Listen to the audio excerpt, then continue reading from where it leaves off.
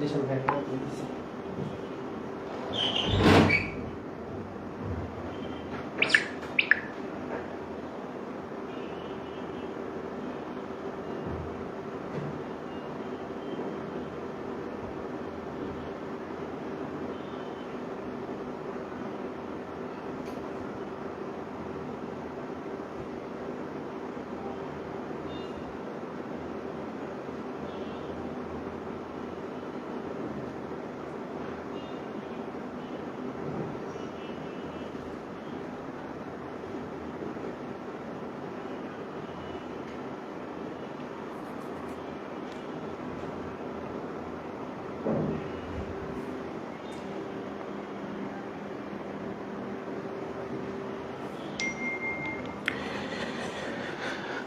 ওকে, so আসসালামু আলাইকুম প্রিয় শিক্ষার্থীরা, আশা করছি তোমরা সবাই অনেক অনেক ভালো আছো এবং সুস্থ আছো। অনেকদিন পর তোমাদের সামনে। ওকে, সো একটু সবাইকে দেখতে চাই, আমার পরিচিত বাচ্চা কাচ্চা তোমরা যারা আছো, আমার পেইড ব্যাচের শিক্ষার্থী এবং পেইড ব্যাচের শিক্ষার্থীর বাইরে যারা আছো, সবাইকে একটু আজকের ক্লাসে দেখতে চাই। আমরা আজকে বেসিক্যালি দাঁড়িয়েছি এখানে তোমাদের 6 তারিখে যে ভর্তি পরীক্ষা আছে, যে যুদ্ধ তোমরা করতে নামতেছো, সেইটার একটা পার্ট হিসাব বিজ্ঞান। সেখানে যেন তোমরা একটা কোশ্চেনের প্যাটার্ন বুঝতে পারো, কিভাবে কোশ্চেন হয়, এবং একটা মোটামুটি যদি বলি কমন যেন তোমরা পাও এই প্যাটার্নগুলোর মধ্য দিয়ে, সেই চেষ্টা আজকে আমরা করবো ইনশাল্লাহ। ঠিক আছে? তো তোমরা সবাই একটু কাইন্ডলি যেটি করবে, লাইভটি একটু শেয়ার করে দেবে, প্লাস পরিচিত বন্ধু বান্ধবদের একটু দ্রুত মেনশন করে দাও, যাতে আমরা সবাইকে নিয়ে আজকের ক্লাসটি করতে পারি। ঠিক আছে? আমরা আজকের ক্লাসে টোটাল 100+ এমসিকিউ সমাধান করব। তুমি যদি একজন ছাত্র হিসেবে, একজন শিক্ষার্থী হিসেবে এই 100+ এমসিকিউ তুমি যদি করতে পারো, করতে জানো, প্যাটার্ন বুঝো, তাহলে তোমার পরীক্ষায় যে ধরনের প্রশ্ন আসুক না কেন, তোমার মতো বান্দাকে কেউ আটকাইতে পারবে না ইনশাল্লাহ। আমি এটা তোমাকে গ্যারান্টি দিচ্ছি। ঠিক আছে?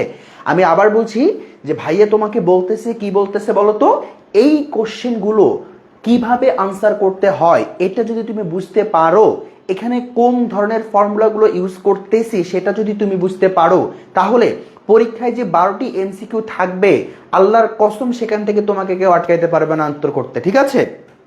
ওকে, সো দেখতে পাচ্ছি অনেকেই চলে আসছো। যাক, মাশাআল্লাহ, সবাই একটু লাইভটি শেয়ার করে দাও। যারা সালাম জানিয়েছো সবাইকে ওয়ালাইকুম আসসালাম। ওকে ওকে ওকে, জি আলহামদুলিল্লাহ, আলহামদুলিল্লাহ আমি অনেক ভালো আছি। নূর জিজ্ঞেস করেছো, আশা করি তুমিও ভালো আছো। ওকে, সবাই একটু দ্রুত যুক্ত হয়ে নিয়ে আমরা একটু লাইভটি শেয়ার করে দেই।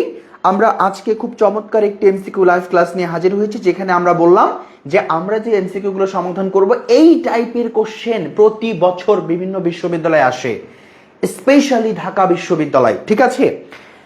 ওকে, তোমাদের স্বপ্নের ক্যাম্পাস, তোমাদের স্বপ্নের ক্যাম্পাস না, আমাদের এই ম্যারাথন ক্লাসগুলো আসলে পাবলিকলি হয়, পেইড ব্যাচের কোনো বিষয় এখানে নেই।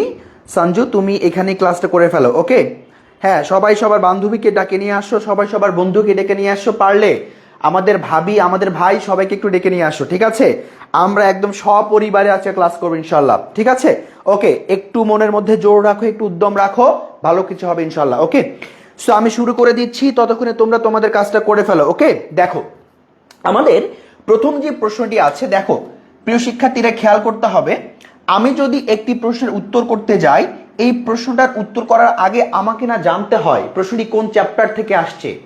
যে শিক্ষার্থী বুঝতে পারবে, জানতে পারবে কোশ্চেনটি কোন চ্যাপ্টার থেকে আসছে, তার মানে বুঝে নিতে হবে যে ওর প্রিপারেশন অনেক অনেক ভালো। বুঝতে পেরেছো? তুমি প্রশ্ন দেখে যদি বুঝো যে এই কোশ্চেনটা অন্য চ্যাপ্টার, যেমন ধরো আমি এই কোশ্চেনে দেখে বুঝতে পারতেছি বিক্রয়যোগ্য পণ্যের ব্যয় বের করতে বলছে, তার মানে পণ্য ক্রয় বিক্রয়কারী হিসাব নিকাশ যে চ্যাপ্টারটি আছে সেটি থেকে এই প্রশ্নটি আসা, তাই না? তো এই চ্যাপ্টার থেকে তোমাদেরকে যখন আমি ক্লাস নিয়েছিলাম, কি বলেছিলাম যে অবশ্যই অবশ্যই চ্যাপ্টারটিকে গুরুত্ব দিয়ে পড়বে। তুমি কতগুলো স্টার মার্ক চাও আমার কাছ থেকে বলো, আমি সবগুলো দিয়ে দিচ্ছি, যে এই চ্যাপ্টার থেকে তোমার প্রতি পরীক্ষায় প্রশ্ন থাকবেই থাকবে। ঠিক আছে? তো আজকে আমরা সেই সকল চ্যাপ্টারের এমসিকিউ সমাধান করব যেগুলো আমার পরীক্ষায় আসে, যেগুলো ঢাকা বিশ্ববিদ্যালয়ের এফবিএস ফ্যাকাল্টির সবচেয়ে পছন্দের চ্যাপ্টার, আমরা সেগুলো থেকে করব। ঠিক আছে? ওকে, একটু খেয়াল করে দেখো তো বাচ্চারা, সবাই একটু উত্তর করার চেষ্টা করো। আমাদের 1 নম্বরের উত্তর কি হতে পারে আমি বলে দেই, তোমরা উত্তর করার সময় একের ক নাকি খ নাকি গ এভাবে উত্তর করবা, ঠিক আছে? শুধুমাত্র ক খ দিবা না, কত নাম্বার প্রশ্নের উত্তর তুমি দিচ্ছ সেটা একটু মেনশন করে দিবা, ঠিক আছে? আচ্ছা, আমরা একটু দেখি, বলেছে বিক্রয়যোগ্য পণ্যের ব্যয় কত। খেয়াল করো, আমাদের বিক্রয়যোগ্য পণ্যের ব্যয় করার ক্ষেত্রে আমাদের দুটি ফর্মুলা আছে। কি ফর্মুলা আছে দুটি বলো তো? একটা হচ্ছে প্রারম্ভিক মজুদ, এই প্রারম্ভিক মজুদের সাথে কি যোগ করতে হয় বাচ্চারা বলো তো? সেটা হচ্ছে আমার ক্রয়কৃত অথবা কৃত পণ্যের ব্যয়, ঠিক আছে? কৃত পণ্যের ব্যয়। আরেকটি সূত্র আমরা পাই, সেটি কি বলতো? সেটি হচ্ছে আমার বিক্রিত পণ্যের যে ব্যয় আছে এটার সাথে আমরা সমাপনী মজুদকে কি করে দেই? আমরা যোগ করে দেই। এই দুটোর ফর্মুলা আছে আমাদের। এখন কথা হচ্ছে আমি কোনটাকে ব্যবহার করব। এখানে দেখো, তোমার কাছে বিক্রিত পণ্যের ব্যয় আছে, তোমার কাছে হচ্ছে সমাপনী মজুদ আছে, তার মানে তুমি দ্বিতীয় নাম্বারটা ইউজ করবা। এটা তোমাকে দেখতে হবে এখানে কি কি আছে প্রশ্নে দেওয়া। তাহলে আমার কাছে এইটার অপশন দেওয়া আছে, বিক্রিত পণ্যের ব্যয় দেওয়া আছে কত? 70,000 টাকা, এবং সমাপনী মজুদ পণ্য দেওয়া আছে কত বলো তো? 30,000 টাকা। তাহলে আমার আনসার কত? 1 লাখ টাকা। That's it. ওকে, আনসার কত বলো তো? 1 লাখ টাকা। ওকে, মাশাআল্লাহ, তোমরা অনেকেই আনসার করেছো। একের সি হৃদয় সাহা থেকে শুরু করে, ওকে, জান্নাতুল অনুভা সৈকত দাস, ওকে, জয় মারুফা আক্তার, ওকে, আশিকুর রাশমিয়া, তাসনিম জুহানা, ভেরি গুড। ওকে, একের সি নাম্বার 1 লাখ টাকা। সূত্রটা একটু মনে রাখবা। চলে যাই আমরা 2 নাম্বারে। খেয়াল করো, প্রশ্ন ভালো করে খেয়াল করে তারপর আনসার করবা। ওকে, দেখো 2 নাম্বার প্রশ্নে যেটা বলেছে, আমার কৃত পণ্যের মূল্য কত। ভাই, কৃত পণ্যের মূল্য যে কথা, আমার ক্রয়কৃত পণ্যের মূল্য একই কথা, ঠিক আছে? কৃত পণ্যের মূল্য এক যে কথা, আমাদের ক্রয়কৃত পণ্যের মূল্য একই কথা। একটু খেয়াল করে দেখো, এইটার জন্য আমাদের যে ফর্মুলাটা ইউজ করতে হয় সেটা আমরা কোথা থেকে নিয়ে আসি বলতো? বিক্রিত পণ্যের ব্যয়ের যে ফর্মুলা সেইখান থেকে আমরা নিয়ে আসি, ঠিক আছে? অর্থাৎ আমরা বিক্রিত পণ্যের ব্যয় সমান কি জানি বলতো প্রিয় শিক্ষার্থীরা? এই যে দেখো, প্রারম্ভিক মজুদের সাথে আমরা যোগ করি, কি করি বলতো? যোগ করি। কাকে যোগ করি? আমরা ক্রয়কৃত এই যে আমাদের কি পণ্যের ব্যয়টা আছে এটাকে আমরা যোগ করে ফেলি, তাই না? আচ্ছা, আর বাদ দেই, কাকে বাদ দেই বলতো? আমাদের সমাপনী যে মজুদটা আছে আমরা এইটাকে হচ্ছে বাদ দিয়ে দেই। তাহলে এখন আমার প্রশ্ন, আমার কাছ থেকে জানতে চাইছি কি? জানতে চাইছি এই ক্রয়কৃত পণ্যের ব্যয়টা কত। এবার সাইডটা তুমি চেঞ্জ করে ফেলো, তাহলে তো হয়। দেখো, আমি যদি বলি বিক্রিত পণ্যের ব্যয় কত দেওয়া আছে? 5,50,000 টাকা দেওয়া আছে, তাই না? ওকে, ফাইন। এবার দেখো, এই প্রারম্ভিক মজুদ পণ্যের সামনে কি আছে? প্লাস সাইন আছে। তাহলে এই প্লাসটা এই পাশে আসলে কি হয়ে যাবে? মাইনাস হয়ে যাবে। তাহলে এখান থেকে তুমি বাদ দিবা কত? 2 লাখ টাকা কি তুমি বাদ দিবা। আর দেখো, এই সমাপনীর আগে কি আছে? মাইনাস সাইন আছে। এ পাশে আসলে সেটা প্লাস হয়ে যাবে। কত টাকা বলো তো? 2,50,000 টাকা। তার মানে তোমার আনসার কত বলো তো? সবাই একটু বলো, আনসার কত? আনসার হচ্ছে আমার গ নাম্বার, অর্থাৎ 6 লক্ষ টাকা। আনসার কত বলো তো? 6 লক্ষ টাকা। ওকে, 2 এর সি নাম্বার দেখি, কারা কারা 2 এর সি আনসার করেছো? ওকে, ওকে, সুমো বলেছে 2 এর হচ্ছে সি নাম্বার। দেন হচ্ছে সজল আলম বলেছো, লামিয়া বলেছো, ওকে, ভেরি গুড। অর্ণব, নাদিয়া, মারুফা, ওকে, রাইতা বিনতে, ভেরি গুড, ভেরি গুড। ওকে, আচ্ছা, ভালো কিছু হবে ইনশাল্লাহ। ওকে, লেগে থাকো। দেখো, এরপরে কোশ্চেনে আমরা একটু চলে যাই। আমাদের কাছে জানতে চাওয়া হয়েছে কি বলতো? আমার ক্রয় মূল্যের উপর মুনাফার হার কত। Most important. দেখো, ক্রয় মূল্যের উপর মুনাফার হার চাইতে পারে, আবার বিক্রয় মূল্যের উপর মুনাফার হারও চাইতে পারে। সো আমরা একটু দেখি এইটার ফর্মুলাটা কি বলতো? এইটার ফর্মুলাটা হচ্ছে আমার মোট মুনাফা। কি মুনাফা বলতো? মোট মুনাফা ডিভাইডেড বাই আমার বিক্রিত পণ্যের ব্যয়। কি বলতো? এইটা হচ্ছে ফর্মুলা, মোট মুনাফা ডিভাইডেড বাই বিক্রিত পণ্যের ব্যয়। Very good. এবার আমরা একটু বের করি, আমার কাছে কি দেওয়া আছে বলতো? আমার কাছে মোট মুনাফা দেওয়া আছে। প্রিয় বাচ্চারা খেয়াল করো, কি দেওয়া আছে ভাইয়া? আমার কাছে মোট মুনাফা দেওয়া আছে, কিন্তু কি নাই? বিক্রিত পণ্যের ব্যয় নাই। কিন্তু তুমি কি জানো বলতো? এই বিক্রয় থেকে তুমি যদি মুনাফাকে মাইনাস করে দাও তাহলে তুমি কি পাবা? বিক্রিত পণ্যের ব্যয় পাবা, রাইট? বলো, এইটা থেকে এটা মাইনাস করলে আমি কি পাবো? বিক্রিত পণ্যের ব্যয় পাবো। সো এইটা কত আছে? 30,000। এইটা কত আছে? 6,000। তাহলে আমার এখানে কত আসবে? বিক্রিত পণ্যের ব্যয় 24,000 আসলো। এবার মানটাকে বসাও, উপরে মোট মুনাফা কত আছে? 6,000, নিচে বিক্রিত পণ্যের ব্যয় কত আছে? 24,000। যেহেতু আমি হার বের করবো, 100 দ্বারা গুণ করতে হবে, রাইট? এই 3টে শূন্য কাটা, এই 3টে শূন্য কাটা, 6 দ্বারা কাটলে কত হবে বলতো? 4, আর 4 দ্বারা কাটলে কত হবে? 25। তাহলে উত্তর কত পার্সেন্ট? 25%। কোথায় আছে বলতো? এই যে গ নাম্বার, সি নাম্বার, ঠিক আছে? কোথায় আছে বলতো? C number. ওকে, দেখতে পাচ্ছি। ওকে, ফারহা বলেছে, সুমু বলেছে সি নাম্বার, আমির হোসেন, মাসুমা আক্তার, মাসুমা মুক্তা সরি, ওকে, অর্ণব সরকার, সাদিয়া আক্তার, আকিব খান অনি, জান্নাতুল মাওয়া, ভেরি গুড। ওকে সাদিয়া, ভেরি গুড। আসো আমরা তাহলে পরের কোশ্চেনে চলে যাই। কোশ্চেন নাম্বার 4, কোশ্চেন নাম্বার 4 কি চাইছে বলো তো? ব্যবসায় পরিচালন খরচ কত? সবাই একটু বলো, কি বলো? ব্যবসায় পরিচালন খরচ কত? একটু খেয়াল করো বাচ্চারা। আমরা এই যে মোট মুনাফাটা আছে না আমাদের, এই মোট মুনাফা থেকে আমরা যদি মাইনাস করতাম কি বলতো? পরিচালন ব্যয়। এই পরিচালন ব্যয়টা যদি আমরা মাইনাস করি তাহলে আমরা কি পাই বলতো? আমরা পাই হচ্ছে অ্যাকচুয়ালি হচ্ছে নিট মুনাফা, তাই না? নিট মুনাফা আমরা পেয়ে যাই। তাহলে আমি যদি বলি যে এইখান থেকে খেয়াল করে দেখো, এইখান থেকে যদি আমি এইটাকে বাদ দিয়ে এখানে আসতে পারি তাহলে এইটা কিভাবে আমি বের করতে পারি? এই দুটোর পার্থক্য, তাই না? মোট মুনাফা এবং নিট মুনাফার পার্থক্য মানে কি? পরিচালন ব্যয় না? ওকে আমি আবার বলি, দেখো আমাদের যে মোট মুনাফা আছে, এই মোট মুনাফা এবং আমার যে নিট মুনাফা আছে, এই দুটোর পার্থক্য সমান সমান কি বলতো? দুটোর পার্থক্য অন্তর মানে বিয়োগ সমান সমান কি আমার? পরিচালন ব্যয়। তাহলে খেয়াল করো, মোট লাভের হার কত আছে? 40। ওকে, তারপরে এখানে নিট লাভ কত আছে? 25, মাইনাস কি হবে? এখানে সাইন হবে, তার মানে কত বলতো? আমার 15। এই 15% কি বলতো? আমার পরিচালন ব্যয়। আবার বলছি দেখো, আমার এখানে 40 আছে মোট মুনাফা, 25 আছে নিট মুনাফা, তাহলে আমার 15 কি বলতো? পরিচালন মুনাফার পার্সেন্টেজ। এবার আসো আমরা পার্সেন্টেজ কার উপর ধরবো? খেয়াল করো, পার্সেন্টেজ কার উপর ধরবো এই সম্পর্কে যদি প্রশ্নে বলা না থাকে, সবসময় সেটা কার উপর ধরতে হয়? বিক্রয়ের উপর। বি কেয়ারফুল অ্যাবাউট দ্যাট, যে আমি বলেছি যে পার্সেন্টেজ কার উপর ধরবো, ক্রয় না বিক্রয়ের উপর, কিচ্ছু বলা নাই।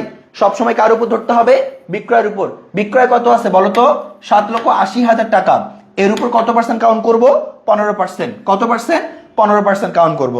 আচ্ছা এবার দেখো, দুটা শূন্য কেটে দিলাম, তাহলে আমার কত হলো? 7,800। 7,000 কত হলো? 800।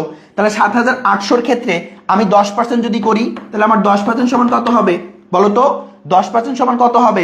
এখানে কাটাকাটি যদি করি তাহলে আমার 15% না, তাহলে ভাগ করো। এই যে 10 + 5, এই আলাদা আলাদা ভাবে ভাগ করে ফেলতে হবে, একসাথে করতে যেও না, ঝামেলায় পড়ে যাবা, তাই না? একসাথে করতে গেলে ঝামেলায় পড়ে যাবা। কি দরকার ঝামেলায় যাওয়ার? পরীক্ষার হলে ঝামেলায় যাওয়া যাবে না। তাহলে আমি প্রথমত কি করব ভাইয়া? আমি প্রথমত হচ্ছে 7,80,000 যেটা আছে এইটার উপর আমি 10% করে দিব। তাহলে কেটে দাও, তাহলে কত হলো বলো? এই যে 7,000 মানে 7,80,000 না, তাহলে 78,000 টাকা। এবার গেল আমার 78,000 টাকা, এই কি বলি 78,000 টাকা না বলো তো? 10% করলে, হ্যাঁ 10% করলে 78,000 টাকা। এবার 5% করবো, তাহলে এর অর্ধেক। 78-এর অর্ধেক কত বলো তো ভাইয়া? এটাকে যদি 2 দ্বারা ভাগ করি আমি কত হয়? এখানে কাটো, তোমার কত যায় দেখো? 3 বার যায়, তাই না? 3 বার যদি হয় তাহলে আমরা বলতে পারি কত?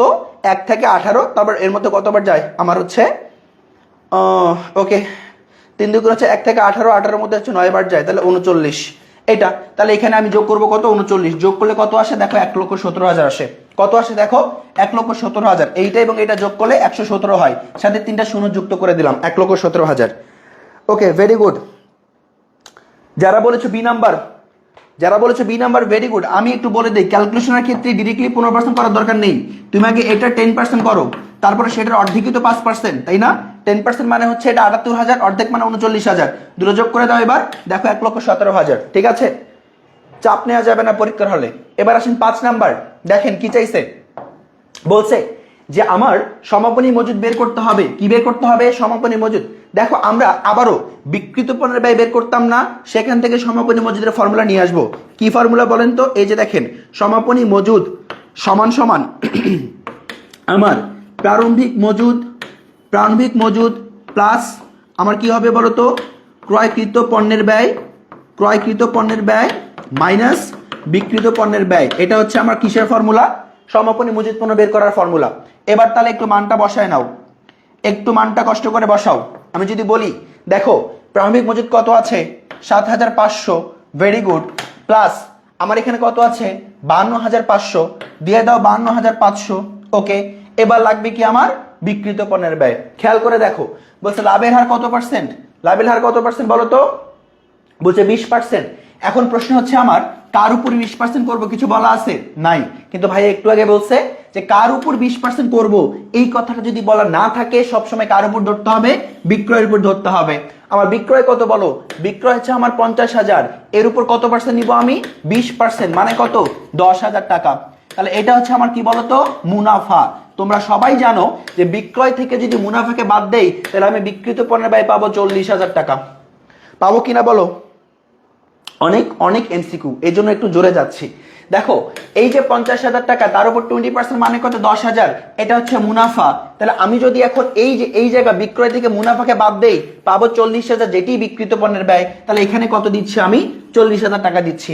তাহলে আমার 7,500 প্লাস 52,500 যোগ করলে কত হচ্ছে বলো, 60,000। 60 থেকে 40 মাইনাস করলে হচ্ছে 20,000। তাহলে 20 কোথায় আছে, এই যে ক নাম্বারে আছে, বুঝছো? 20 কোথায় আছে, এই যে ক নাম্বারে আছে। গেল, ওকে। শাহরিয়ার খান, নাদিয়া আক্তার, অর্ণব সরকার, মাসুম আক্তার, তানিয়া, ভেরি গুড। ওকে, সবাই আনসার করতে থাকেন, হ্যাঁ সবাই উত্তর দিতে থাকেন। তাহলে 5-এ কি হলো আমার, ক নাম্বার, 20,000 টাকা। ওকে, এরপরে আসেন 6 নাম্বার, কি চেয়েছে একটু বলো তো। বলেছে আমার বিক্রয়যোগ্য পণ্যের ব্যয় কত। দেখেন এই 1 নাম্বার প্রশ্ন সমাধান করেছি না, বিক্রয়যোগ্য পণ্যের ব্যয়। বলেছি কি ভাইয়া, দুটা ফর্মুলা আছে। কয়টা? দুটা। এক, কি বলেন তো, প্রারম্ভিক মজুদের সাথে আমার কি করতে হবে, কৃত পণ্যের ব্যয়টাকে যোগ করতে হবে। 2, বিক্রিত পণ্যের ব্যয়ের সাথে সমাপনী মজুদকে যোগ করতে হবে। খেয়াল করো এখানে কি কি আছে। আমার প্রথমত প্রারম্ভিক মজুদ আছে কত, 25,000 টাকা, আমি দিলাম 25,000 টাকা, গুড। এরপরে আসো 50,000 টাকা মাল ক্রয় করছি, ফেরত দিছি কত আমি, 2,500 টাকা, রাইট। তাহলে 50 থেকে এটাকে বাদ দিতে হবে, যদি বাদ দেই কত হবে, 47,500, তাই না? আচ্ছা, আবার এইটা যোগ করতে হবে, কারণ এটা হচ্ছে কি বলতো, এটা হচ্ছে আমার জন্য প্রত্যক্ষ খরচ। আমরা জানি যে নিট যে ক্রয়টা আছে, এই নিট ক্রয়ের সাথে যদি আমি ডিরেক্ট কস্টটাকে যোগ করে ফেলি, ডিরেক্ট কস্টটাকে যদি আমি যোগ করে ফেলি তাহলে আমি কৃতপণ্যের ব্যয় পাবো, তাই না? তাহলে আমার কি হচ্ছে এখানে, খেয়াল করে দেখো, একটু কালারটা চেঞ্জ করি।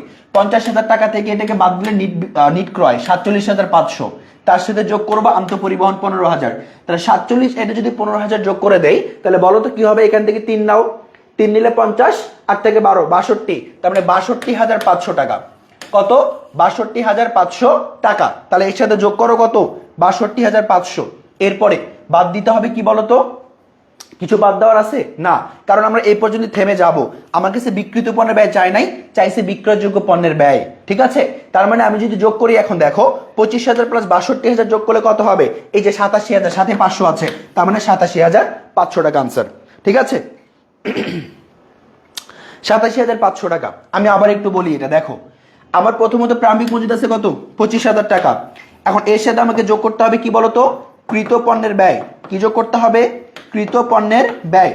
এইটা কিভাবে বের হয়, এটা বের হয় নিট ক্রয়ের সাথে যোগ করতে হবে প্রত্যক্ষ খরচ, ঠিক আছে? প্রত্যক্ষ খরচ। তাহলে আমার নিট ক্রয় কত আছে দেখো, এই যে 50, এখান থেকে এটাকে বাদ দিতে হবে, তাহলে 50 থেকে বাদ দিলে 47,500 প্লাস এখানে কি আছে, আন্তঃপরিবহন 15,000, যদি যোগ করে দাও হবে 62,500। তাহলে এই 62,500 হচ্ছে তোমার কৃত পণ্যের ব্যয়। তাহলে এখানে আছে প্রারম্ভিক মজুদ, এখানে আছে হচ্ছে 62,500, দুটো যোগ করলে পেয়ে যাবো কি বলতো, 87,500। এটাই হচ্ছে আমার বিক্রয়যোগ্য পণ্যের ব্যয়, আনসার। এখন বলতে পারেন স্যার দ্বিতীয় সূত্র কেন নিলাম না, কারণ সমাপনী মজুদ পণ্যের প্রশ্নে নাই, ওই জন্য সেকেন্ড ফর্মুলা আমরা ইউজ করি নাই। ওকে, মানে আরেকটা ফর্মুলা আর কি। ওকে, নাম্বার 7 দেখেন, খেয়াল করেন, সবাই একটু আনসার করার চেষ্টা করেন। মোট মুনাফা নির্ণয় করো, খুবই ইজি। দেখো মোট মুনাফা নির্ণয় করতে বলছে, আমার কি করতে হবে দেখো তো, এখানে বিক্রয় আছে তাই না, কি আছে, বিক্রয় আছে, এখানে আছে বিক্রয় যোগ্য। একটু খেয়াল করে দেখো বাচ্চারা, বিক্রয় আছে হচ্ছে 2 লাখ টাকা, এখান থেকে আমি যদি কোনোভাবে বিক্রিত পণ্যের ব্যয়টাকে বাদ দিতে পারি তাহলে তো আমি মুনাফা পাবো, তাই না? এই বলো তো, তাই না? বিক্রয় থেকে বিক্রিত পণ্যের ব্যয় বাদ দিলেই তো আমি মুনাফা পাবো, রাইট? ওকে, এখন দেখো এখানে বিক্রয়যোগ্য আছে কত, 1,20,000। আমি একটু কালারটা চেঞ্জ করি, দেখো যদি কালারটা চেঞ্জ করি, ওকে এটা নিলাম। দেখো এখানে 1,20,000 টাকা আছে বিক্রয়যোগ্য পণ্যের ব্যয়, এর সাথে যদি এটাকে যোগ করি তাহলেই তো বিক্রিত পণ্যের ব্যয় পাবো, তাই না? নাকি বাদ দিলে? আচ্ছা, এখানেই হচ্ছে কথা, আমরা যদি এখানে সরাসরি বিক্রয়যোগ্য পণ্যের ব্যয় পাই, এখন আর যোগ করা যাবে না। আমরা বিক্রয়যোগ্য পণ্যের ব্যয় বের করতে ওটা যোগ করতাম, তাহলে এবার কি করতে হবে, বাদ দিতে হবে। তাহলে 1,20,000 এটা বিক্রয়যোগ্য, এখান থেকে মাইনাস করবো কত, সমাপনী মজুদ, তাহলে বের হবে কত আমার বিক্রিত পণ্যের ব্যয়, 1 লাখ টাকা। কত, 1 লাখ। এখানে কত বসাবো তাহলে, 1 লাখ টাকা। এখান থেকে 1 লাখ চলে গেলে থাকে কত, 1 লাখ টাকা। তার মানে আনসার কত আমার, 1 লাখ টাকা। ওকে, দেখেন আপনি মাইশা, আপনি ভর্তি পরীক্ষা দেবেন, হ্যাঁ, শোনার অ্যাবিলিটি থাকতে হবে, বোঝার অ্যাবিলিটি থাকতে হবে, বুঝছেন? এখন যদি আমি আপনাদেরকে ক্লাস 5-এর বাচ্চার মতো পড়াই এই সময় এসে, তাহলে তো হবে না, বুঝছো? 100+ এমসিকিউ সমাধান করতে হবে, হ্যাঁ? একটু বোঝার চেষ্টা করো, খুব কঠিন কিছু না। জাস্ট আমি তোমাকে বলছি কি বলতো, আমি তোমাকে বলছি যে এখানে দেখো আমার সরাসরি বিক্রয় দেওয়া আছে, 2 লাখ টাকা দেওয়া আছে, রাইট? Okay fine. এরপরে দেখো তো বিক্রয়যোগ্য পণ্যের ব্যয় আছে 1,20,000। এখান থেকে এটাকে বাদ দিয়ে যদি সমাপনী মজুদ, তাহলে তো বিক্রিত পণ্যের ব্যয় বের হয় কত? 1 লাখ টাকা। এবার তুমি জানো যে বিক্রয় থেকে বিক্রিত পণ্যের ব্যয় বাদ দিলেই পাওয়া যায় মুনাফা, তাহলে কত হবে এর ডিফারেন্স? 1 লাখ টাকা। শেষ। ওকে, নেক্সট কোশ্চেন নাম্বার 8। আচ্ছা আমি একটু আসতেই যাবো, সমস্যা নেই, বলো। এখানে বলছে বিক্রিত পণ্যের খরচ কত হবে, মানে বিক্রিত পণ্যের ব্যয়। সবাই একটু বলো তো 8 নম্বরের আনসার কি? আমি একটু দেখতে চাই কে 8 নম্বরের আনসার দ্রুত দিতে পারে, কে 8 নম্বরের আনসার দ্রুত দিতে পারে। আমি একটু দেখতে চাইছে বিক্রিত পণ্যের খরচ। তোমরা সবাই এটার ফর্মুলা জানো, তোমরা সবাই এটার ফর্মুলা জানো, এমন কেউ নাই এখানে যে এটার ফর্মুলা তোমরা জানো না। সেকেন্ড ফর্মুলা কি ছিল? একটা ফর্মুলা ছিল হচ্ছে প্রাথমিক মজুত পণ্যের সাথে ক্রয়কৃত পণ্য ব্যয় যোগ করা। আরেকটা ফর্মুলা ছিল তোমার বিক্রিত পণ্যের ব্যয়ের সাথে আমার যোগ করতে হবে সমাপনী মজুদ, ঠিক আছে? আচ্ছা এবার বলো এটা কি হবে, বিক্রিত পণ্যের খরচ কি হবে? দেখো প্রাথমিক মজুত পণ্য দেওয়া আছে কত? 60,000, লিখবো হচ্ছে 60,000। তোমরা সবাই দেখে কি আনসার করতে পারো আগে? সারা বছর ক্রয় করছে 3 লাখ টাকা, এটা অন্তর্মুখী পরিবহন যোগ করতে হবে, তাই না? আচ্ছা ক্রয় ফেরত এবং ভাতা আসছে কত? 8,000 টাকা। তাহলে এখানে 3 লাখ টাকা, 3 লাখ টাকা থেকে আমি বাদ দিব কত? আমি বাদ দিব হচ্ছে 8,000, থাকবে কত? থাকবে 2,92,000। এর সাথে যোগ করবো হচ্ছে এইটা, তাহলে 2,98,000। তাহলে এখানে যোগ করবো কত বলো তো? 2,98,000 টাকা। এই এটা আসছে কিভাবে বুঝছেন? 3 লাখ টাকা, এখান থেকে ফেরত বাদ দিচ্ছে 8,000, ঠিক আছে? তাহলে কত থাকে? 2,92,000। সেটার সাথে আবার যোগ করছি কত? এই যে প্রত্যক্ষ খরচ অন্তর্মুখী পরিবহন 6,000, তাহলে 2,92,000 প্লাস 6,000 মানে 2,98,000। এবার এখান থেকে মাইনাস করব, কি মাইনাস করব বলো তো? সমাপনী মজুদ 5,000, তাহলে এটা দিলাম হচ্ছে 5,000। ওকে, ও আচ্ছা সমাপনী মজুদ হচ্ছে 50,000, নট 5,000। এটা না, এটা সমাপনী মজুদ, এটা সরবরাহের মজুদ, এটা আসবে না। এই যে এটা আসবে পণ্যের সমাপনী মজুদ 50,000। তাহলে একটু দেখো তো এখানে কত হয়, একটু খেয়াল করো কত হয় বলো। এখানে আছে 2,98,000, এখানে আছে 60,000। 3 লাখে ধরো, সমস্যা নাই। তাহলে 3 লাখ ধরলে 3,60,000 মানে কত? 3,58,000। 3,58,000 থেকে যদি আমি 50 মাইনাস করি তাহলে 3,08,000। এই যে 3,08,000, আমি একটু হিসাবে সুবিধার্থে 98 কে 3 লাখ ধরে নিছি, তারপরে আবার যোগফলের শেষে 2,000 কমাই দিছি, ঠিক আছে? এটা করা যায়, হিসেবের সুবিধার্থে আমরা স্বাধীন, আমরা যে কোনো ভাবে হিসাব করতে পারি, কোনো সমস্যা নেই। 8-এর ক number, very good, very good. অনেকেই বলেছো 8-এর ক নাম্বার, হ্যাঁ ওকে। কে কে বলেছো দেখি? মাসুমা মুক্তা বলেছো, নাহিদ ইসলাম বলেছো, অর্ণব বলেছো, সুমু বলেছো, শাহরিয়ার বলেছো, আমির বলেছো, অপূর্ব, সাদিয়া, ওকে, সামিরা, সবার নাম তো পড়া সম্ভব না। ওকে ভেরি গুড, তোমরা সবাই অনেক ভালো করতেছো। আচ্ছা ভেরি গুড, এবার আসো আমরা পরেরটাতে একটু চলে যাই। নাম্বার 9, এই যে দেখো এই নাম্বার 9টা আমরা সবসময় আর্থিক অবস্থা বিবরণী করতে গেলে প্যাচ খেয়ে যেতাম, তাই না? দেখো বলছে আয় বিবরণীতে কত টাকা দেখাইতে হবে। এই বাচ্চারা একটু বলো তো, আমরা আয় বিবরণীতে কি কি দেখাই? একটা আয় দেখায়, একটা কি দেখাই? ব্যয় দেখাই। একটা কি দেখায়? আয় দেখায়, আর একটা ব্যয় দেখায়। এই আয় ব্যয়টা কোন ধরনের আয় ব্যয়? সেটা হচ্ছে মুনাফা জাতীয় আয় ব্যয়। কি জাতীয় বলো তো? মুনাফা জাতীয় আয় ব্যয়। তোমরা প্রত্যেকেই জানো এখানে যে আয় ব্যয়টা হবে সেটা মূলধন জাতীয় হবে না। ওকে, এবার সেকেন্ড কথা, আয় বিবরণী দেখাবো, কি দেখাবো? এই যে আগুনে বিনষ্ট, তাহলে আগুনে বিনষ্ট যত হইছে এখান থেকে আমি যা পাবো না, যা পাবো না তাই তো আমি দেখাবো, তাই না? কি হিসাবে? বিবিধ ক্ষতি হিসাবে। তাই তো আমি কি দেখাবো? বিবিধ ক্ষতি হিসাবে দেখাবো। এবার খেয়াল করে দেখো আমার টোটাল ক্ষতি হয়েছে কত? 10,000। ক্ষতি হয়েছে কত? 10,000। ওকে, এখন বলছে যে বীমা কোম্পানি 60% ক্ষতিপূরণ দিতে সম্মত হয়েছে, তাহলে 10,000 টাকা যদি 60% দেয় বলো তো তত 6,000 টাকা দেবে না? এই 6,000 টাকা দেবে না? তাহলে ক্ষতি হইলে কত? 4,000 টাকা না? এটাই আমি বিবিধ ক্ষতি হিসেবে দেখাবো। আনসার কোথায়? এই যে ক নাম্বারে। বুঝতে পেরেছেন? টোটাল ক্ষতি 10,000, টোটাল ক্ষতি আমার কত? 10,000। এই যে টোটাল ক্ষতি আমার 10,000 এখানে আছে, এখন এই 10,000 টাকাই তো আমার টোটাল ক্ষতি না, কেন? কারণ আমার বীমা কোম্পানি 60% আমাকে ফেরত দিবে। তাহলে 10,000-এর 60% কত? এই যে 6,000 টাকা, এটা আমি পাবো, প্রাপ্য বীমা দাবি, ঠিক আছে? এটাকে কি বলা হয়? প্রাপ্য বীমা দাবি। তাহলে আমার ক্ষতি কত অ্যাকচুয়ালি? 4,000 টাকা। বলেন আপনারা কি বুঝতে পেরেছেন? আনসার কত এখানে? ক নাম্বার। ঝটপট আনসার কত? ক নাম্বার। Okay good. সম্পদ হবে, চলতি সম্পদ হবে ৬,০০০, যেটা আর্থিক অবস্থার বিপরীতে যাবে, আর আমাদের ক্ষতি হবে কত? ৪,০০০ টাকা। ওকে, নেক্সট কোশ্চেন দেখো চাইছে কি বলতো, নেক্সট কোশ্চেন।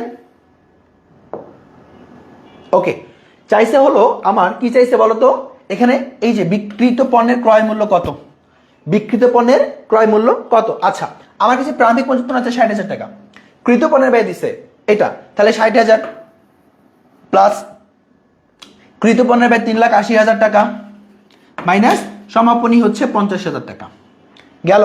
তাহলে এখানে ৬০ প্লাস এটা যোগ করলে কত হবে? ৪,৪০,০০০, এখান থেকে ৫ গেলে ৩,১০,০০০। তাহলে ৩,১০,০০০ কোথায় আছে?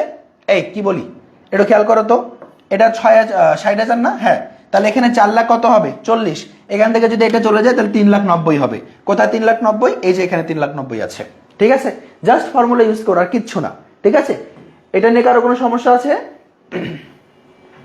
আমার এটার আনসার কত হলো তাহলে? ৩,৯০,০০০ টাকা। ওকে, আচ্ছা পরেরটা আসো। চাইছে কি বলো, চাইছে যে আমার পণ্যের বিক্রয় মূল্য কত।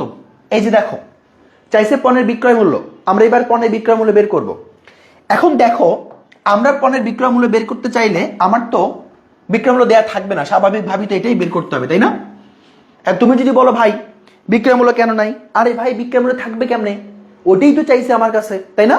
আচ্ছা, এখন এইটা যদি আমার কাছে চাই, তুমি একটু খেয়াল করে দেখো তো, আমি যদি বলি আমার বের করতে হবে কি বলতো, পণ্যের বিক্রয় মূল্য বের করতে হবে।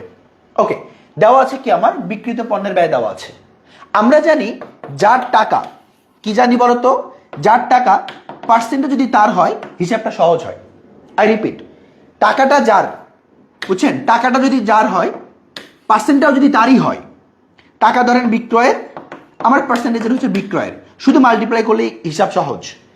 আর টাকা যদি ক্রয়ের হয়, এর সাথে যদি পার্সেন্ট করতে পারি, ডিরেক্টলি পার্সেন্ট করা যায়। এই যে সুবিধাটা আছে, টাকা যার আমার পার্সেন্টেজ যদি তার হয়, সহজে আমি বের করতে পারি। এখন দেখেন এখানে টাকা দেওয়া আছে বিক্রিত পণ্যের ব্যয়, আর পার্সেন্ট দেওয়া আছে কিসের উপর? বিক্রয় মূল্যের উপর। তাহলে কাহিনী কি ভাই, এই 20% যদি আমার কিসের উপর হয়? বিক্রয়ের উপর হয়, তুমি জানো ক্রয়ের উপর কত হবে? 25%। কিভাবে আসলো ভাই? দেখো 20 এখানে আছে কি বিক্রয় মূল্য, ডিভাইডেড বাই 100, এর সাথে এখন প্লাস হবে না মাইনাস হবে? এটা কিসের হার? বিক্রয় হার। তাহলে এখানে কি দিব? মাইনাস, কারণ বিক্রয় হার মানে বিয়োগ প্রক্রিয়া, ইন্টু কত? 100। তাহলে আমি যদি এখন এইটাকে মাইনাস করে দেই, মাইনাস করে দিলে কত হবে বলো? আরে 80, কাটাকাটি করলে 4 দ্বারা কাটলে হচ্ছে 25, তাই না? আচ্ছা, তাহলে আমরা এখন দেখো বললাম যে এটার রেট কত হলো আমার? 25%। এখানে কত আছে? 16,000 টাকা। এর উপর 25% করলে কত হবে? 25% মানে কি, হিসাবটা বুঝো, 1/4, তাই না? এই দেখো ক্যালকুলেশন সহজ করে দেই, আমার 25% মানে কি? 4-এর 1 অংশ। তাহলে আমি যদি 16,000-এর সাথে কি করি? 1/4 এটা মাল্টিপ্লাই করি, তাহলে তো কোনো ভুল নাই আমার, আছে? নাই, কাটাকাটি করতে পারি না, 4-4-16 মানে 4,000। তাহলে 1 অংশের দাম কত? 4,000। আমি আবার একটু বলি, দেখো আমি এখানে কি করলাম, 16,000 আছে, আমি 25% পরিবর্তে 1/4 ধরছি হিসাব সহজ করার জন্য। 16,000 ইন্টু 1/4, কাটাকাটি করলে 4,000 চলে আসে। তাহলে এই 4,000 কি আমার এই 4,000টা হচ্ছে মুনাফা। 4,000টা কি বলতো? এটা হচ্ছে আমার মুনাফা। এবার দেখো, তুমি জানো যে মুনাফা এবং বিক্রিত পণ্যের ব্যয় যোগ করলেই পাওয়া যায় বিক্রয় মূল্য। তাহলে মুনাফা কত? 4,000, বিক্রিত পণ্যের ব্যয় কত? 16,000, আর 20,000 টাকা তাহলে কি আমার? এই হচ্ছে বিক্রয় মূল্য। ঠিক আছে, 20,000। 21, 11 সি বলছো কে? এই নাদিরা নাকি নাম? 21,000 হবে না, হবে হচ্ছে 20,000। ঠিক আছে, 16,000 প্লাস 4,000। এই অঙ্কটা তুমি আরো অন্যভাবে করতে পারো, এই অঙ্ক তুমি আরো অন্যভাবে করতে পারো, কিন্তু আমি যেটা দেখাইলাম এটা ইজি আমার কাছে মনে হয়। ঠিক আছে, জাস্ট কি করবা, 16,000, এই 16,000-কে তুমি হচ্ছে 1/4 নিবা। 1/4 মানে কত? 25। কেন 25 আসছে? এই যে বিক্রয় যদি 20 হয়, ক্রয় হবে 25, কাটাকাটি করো 4,000 টাকা, এটা হচ্ছে মুনাফা। মুনাফার সাথে বিক্রিত পণ্যের ব্যয় যোগ করলে বিক্রয় মূল্য, তাহলে 4 আর 16 20,000, এই যে 20,000 আনসার। বোঝা গেল? Very good. আসো এবার আসো পরেরটাতে যাই। 12 নাম্বার কি বলছে দেখো তো, বলছে মজুত পণ্যের পদ্ধতি। একটু খেয়াল করে দেখো, একটা কোম্পানি সে কি করে? কালীন মজুত পদ্ধতি ফলো করে। তোমরা জানো যে কালীন মানে হচ্ছে প্রাচীন। কালীন মানে কি বলেন তো? প্রাচীন। সমানে একটা হচ্ছে নিত্য ছিল, আর একটা হচ্ছে কি ছিল? কালীন ছিল। নিত্য হচ্ছে আধুনিক ছিল, আর কালীন হচ্ছে আমাদের কি ছিল বলেন তো, প্রাচীন ছিল। আচ্ছা, এটা মডার্ন, ওটা প্রাচীন বা ট্র্যাডিশনাল। এখন আসেন, এখানে যে সমস্যাটা হয়েছে, আমার কালীন মজুদ পদ্ধতি ফলো করার পর তারা ক্রয় বিক্রয়ের জন্য কোনো ফেরত বাটা দেয় না অথবা তাতে জড়িত নয়। আচ্ছা, এখন বলছে কোন পরিস্থিতিতে আমার ক্রয় বিক্রিত পণ্যের ব্যয় সমান হবে, কোন পরিস্থিতিতে? এইটা সবসময় মনে রাখবা। যখন কি হবে বলতো, এটার আনসার একটু সবাই একটু বলার চেষ্টা করো তো, কি হবে? 12 নম্বরের আনসার একটু সবাই বলার চেষ্টা করো তো, কি হবে? 12। ওকে, যখন প্রারম্ভিক মজুত পণ্য সমান সমান কি হবে, সমাপনী মজুত পণ্য হবে। ঠিক আছে, যখন কি হবে, প্রারম্ভিক মজুত পণ্য প্লাস সমাপনী মজুত সমান হবে। এটা ব্যাখ্যার অনেক কাহিনী আছে, বাট আমি ব্যাখ্যায় যাব না এখন। আমরা জাস্ট এটা একটু মনে রাখবো, ঠিক আছে? যখন দুটোর ভ্যালু সমান হবে, 0 হবে, সেক্ষেত্রে বিক্রিত পণ্যের ব্যয় কি হবে আমার 0, তার মানে সবই ইকুয়াল হয়ে যাবে। ঠিক আছে, সবই কি হবে, ইকুয়াল হয়ে যাবে। সো 12 সি নাম্বার যারা দিচ্ছ সঠিক আনসার। পরেরটা আসো, এবার আসো, এখন দেখো তো, আমাকে একটু বলো তো এই প্রশ্নটা কোন চ্যাপ্টারের, সবাই একটু বলো তো। 13 নম্বর প্রশ্নটা কোন চ্যাপ্টারের, দেখি কে পারো, বলো কোন চ্যাপ্টারের কোশ্চেন, সবাই একটু বলো এই কোশ্চেনটা কোন চ্যাপ্টার, চ্যাপ্টারের নাম উল্লেখ করো সবাই। 13 নম্বর প্রশ্নটা কোন চ্যাপ্টারে, একটু নামটা উল্লেখ করো, দেখি কে বলতে পারো, কে বলতে পারো এটা কোন চ্যাপ্টারের প্রশ্ন? আমি বলেছি যে প্রশ্ন চিনবে কোন চ্যাপ্টারের সে ভালো করবে, ডেফিনেটলি ভালো করবে। ঠিক আছে, ডেফিনেটলি ভালো করবে। উৎপাদন ব্যয়, ভেরি গুড অনব। উৎপাদন ব্যয় আমরা বলেছিলাম উৎপাদন ব্যয় বিবরণী, ওই চ্যাপ্টারের। হ্যাঁ, ভেরি গুড। তাহলে একটু খেয়াল করে দেখো, চাইছে কি রূপান্তর ব্যয়, এই রূপান্তর ব্যয়। রূপান্তর ব্যয়ের ফর্মুলা কি ছিল বলতো? আমার প্রত্যক্ষ শ্রম অথবা মজুরি প্লাস কি ছিল বলতো, অন্যান্য প্রত্যক্ষ খরচ যদি থাকে, অন্যান্য প্রত্যক্ষ খরচ যদি থাকে, এর সাথে প্লাস করতে হবে আমার কারখানা উপরি ব্যয়। কারখানা কি বলেন তো, উপরি ব্যয়। এই তো ফর্মুলা ছিল, তাই না? টোটাল ফর্মুলা, যে প্রত্যক্ষ শ্রম বা মজুরির সাথে আমাকে কি করতে হবে, যোগ করতে হবে হচ্ছে তোমার অন্যান্য প্রত্যক্ষ খরচ যদি থাকে, এরপরে কারখানা উপরি ব্যয়। মূলত এই দুটা মেইন। তাহলে আনসার কি বলো, এই যে প্রত্যক্ষ মজুরি আর কারখানা উপরি ব্যয়, তার মানে আনসার হচ্ছে খ নাম্বার। আনসার হচ্ছে খ নাম্বার, ভেরি গুড। তাহলে আমার আনসার কি, 13 নম্বর আনসার হচ্ছে খ নাম্বার। ওকে, আচ্ছা, পরে আসো 14। ওকে, দেখো বলছে পণ্যটির ক্রয় মূল্য কত। আমরা সবসময় তাকাবো কি বের করতে বলছে, পণ্যের ক্রয় মূল্য কত। এখন দেখো, চাইছে পণ্যের ক্রয় মূল্য দেওয়া আছে, আমার কাছে ক্লু কি, বিক্রয় মূল্য। তাহলে আমার কাছে যে ক্লুটা দেওয়া থাকবে আমাকে সেটা ধরেই কাজ করতে হবে, রাইট? যে ক্লুটা দেওয়া থাকবে সেটা নিয়ে কাজ করতে হবে। চাইছে হচ্ছে ক্রয় মূল্য, দেওয়া আছে বিক্রয় মূল্য। একটু খেয়াল করে দেখো, একটু খেয়াল করে দেখো, আমার এখানে আমি কোনোভাবে বিক্রয় হার বের করতে পারি কিনা, কোনোভাবে বিক্রয় হার বের করা সম্ভব কিনা, একটু খেয়াল করো। বলছে পণ্যের ক্রয় মূল্য কত, পণ্যের ক্রয় মূল্য কত হবে আমি জানি না। ধরে নিচ্ছি আমার পণ্যের ক্রয় মূল্য আমি 0, আমি মানে জানি না। এখন আমি কিভাবে এই বিক্রয় মূল্যের পার্সেন্টেজ আসতে পারি, এটা একটা কথা। তোমরা সবাই জানো যে আমাদের যে মোট ব্যয় আছে, এই মোট ব্যয়ের সাথে যদি আমি মুনাফা যোগ করে দেই তাহলে আমার বিক্রয় মূল্য বের হয়, রাইট? এই সবাই জানো না এটা? মোট ব্যয়ের সাথে যদি মুনাফা যোগ করা যায় বিক্রয় মূল্য বের হয়। এখন এখানে একটা মোট ব্যয় আছে এবং বলছে লাভের হারটা মোট ব্যয়ের 10%। তাহলে একটু ধরে নাও না, ধরার ক্ষেত্রে তো আমরা স্বাধীন, যা ইচ্ছা ধরতে পারি, ধরার ক্ষেত্রে আমরা স্বাধীন। তাহলে আমরা 100 ধরি ঐকিক নিয়ম অনুসারে। দেখো আমরা জানি না মোট ব্যয় কি, আমরা ধরে নিব, ধরার ক্ষেত্রে স্বাধীন, আমি 100 ধরে নিলাম। 100 যদি মোট ব্যয় হয়, আমার মুনাফা 10, তাহলে বিক্রয় মূল্য কত, 110। এগুলো সব পার্সেন্টেজে। বুঝতে পেরেছো আমার কথা? আমার মোট ব্যয় আমি জানি না কত, তার উপর 10% লাভ হবে, তাহলে মোট ব্যয় ধরে নিচ্ছি 100, মুনাফা 10, তার মানে বিক্রয় মূল্য কত, 110। এবার আসো, টোটাল বিক্রয় মূল্য কত আমার, 5500 ডিভাইডেড বাই কি করব, 110। যার টাকা তাকে তার পার্সেন্টেজ দ্বারা ভাগ করতে হয়, যার টাকা তাকে তার পার্সেন্টেজ দ্বারা ভাগ করতে হয়। আচ্ছা, তাহলে এবার আমি বের করব কি, এবার আমি বের করব হচ্ছে মোট ব্যয়। কি বের করব বলো তো, আমি বের করব হচ্ছে মোট ব্যয়। মোট ব্যয় কত, 100%, সেটা দ্বারা কি করতে হবে, গুণ করতে হবে। আই রিপিট, যার টাকা তাকে তার পার্সেন্টেজ দ্বারা ভাগ করতে হয়। যা বের করতে চাই কি, আমরা বের করতে চাই হচ্ছে মোট ব্যয়। তাহলে এটা দ্বারা গুণ করব। দেখো এখানে শূন্য কাটো, 11 দ্বারা কাটলে 5, তার মানে 50। এবার যদি আমি যোগ করে দেই কত হবে, এখানে 5,000, ঠিক আছে, গুণ করে দিলে কত হবে? 5,000 টাকা। এবার আমাকে একটু বলো তো যে ওই 5,000 টাকা কিসের অ্যামাউন্ট? এই 5,000 টাকা হচ্ছে আমার মোট ব্যয়ের অ্যামাউন্ট। কিসের অ্যামাউন্ট? মোট ব্যয়। খেলা শেষ, খেলা আমাদের শেষ। এবার শুধু ক্যালকুলেট করবো, আর কিচ্ছু না। দেখো এইটুকু পর্যন্ত যারা আসতে পারো আর কিচ্ছু লাগবে না, আর কিচ্ছু লাগবে না এই ম্যাথ সমাধান করতে। দেখো আমার মোট ব্যয়ের 10% মুনাফা, রাইট?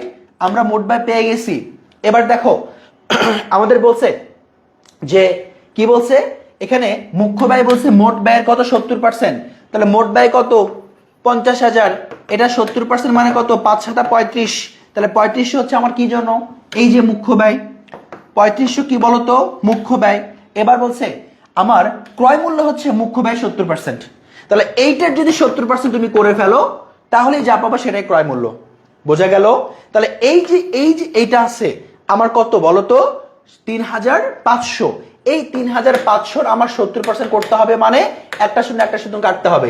7 0 0, 5 × 7 = 35, 5 থাকবে 3, 3 × 7 = 21, আর হচ্ছে 3 × 24। তার মানে 2450 টাকাই হচ্ছে আমার পণ্যটির ক্রয় মূল্য। কোথায় আছে আনসার? 2450। এই যে গ নাম্বারে 2450। ঠিক আছে?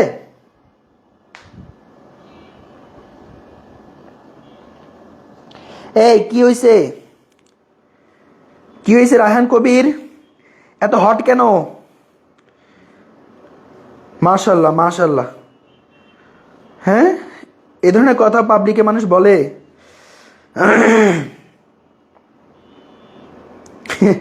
আচ্ছা আচ্ছা, হয়েছে হয়েছে, ঠান্ডা বাবা, আর আর আর বেশি কইরো না। ওকে, গেছে। তাহলে আমার অ্যান্সার হচ্ছে কত? 2450। তার মানে এখানে মেইন ব্যাপার ছিল কি বলতো? শুধুমাত্র ওই মোট ব্যয়টা বের করা, আর বাকি কিচ্ছু না।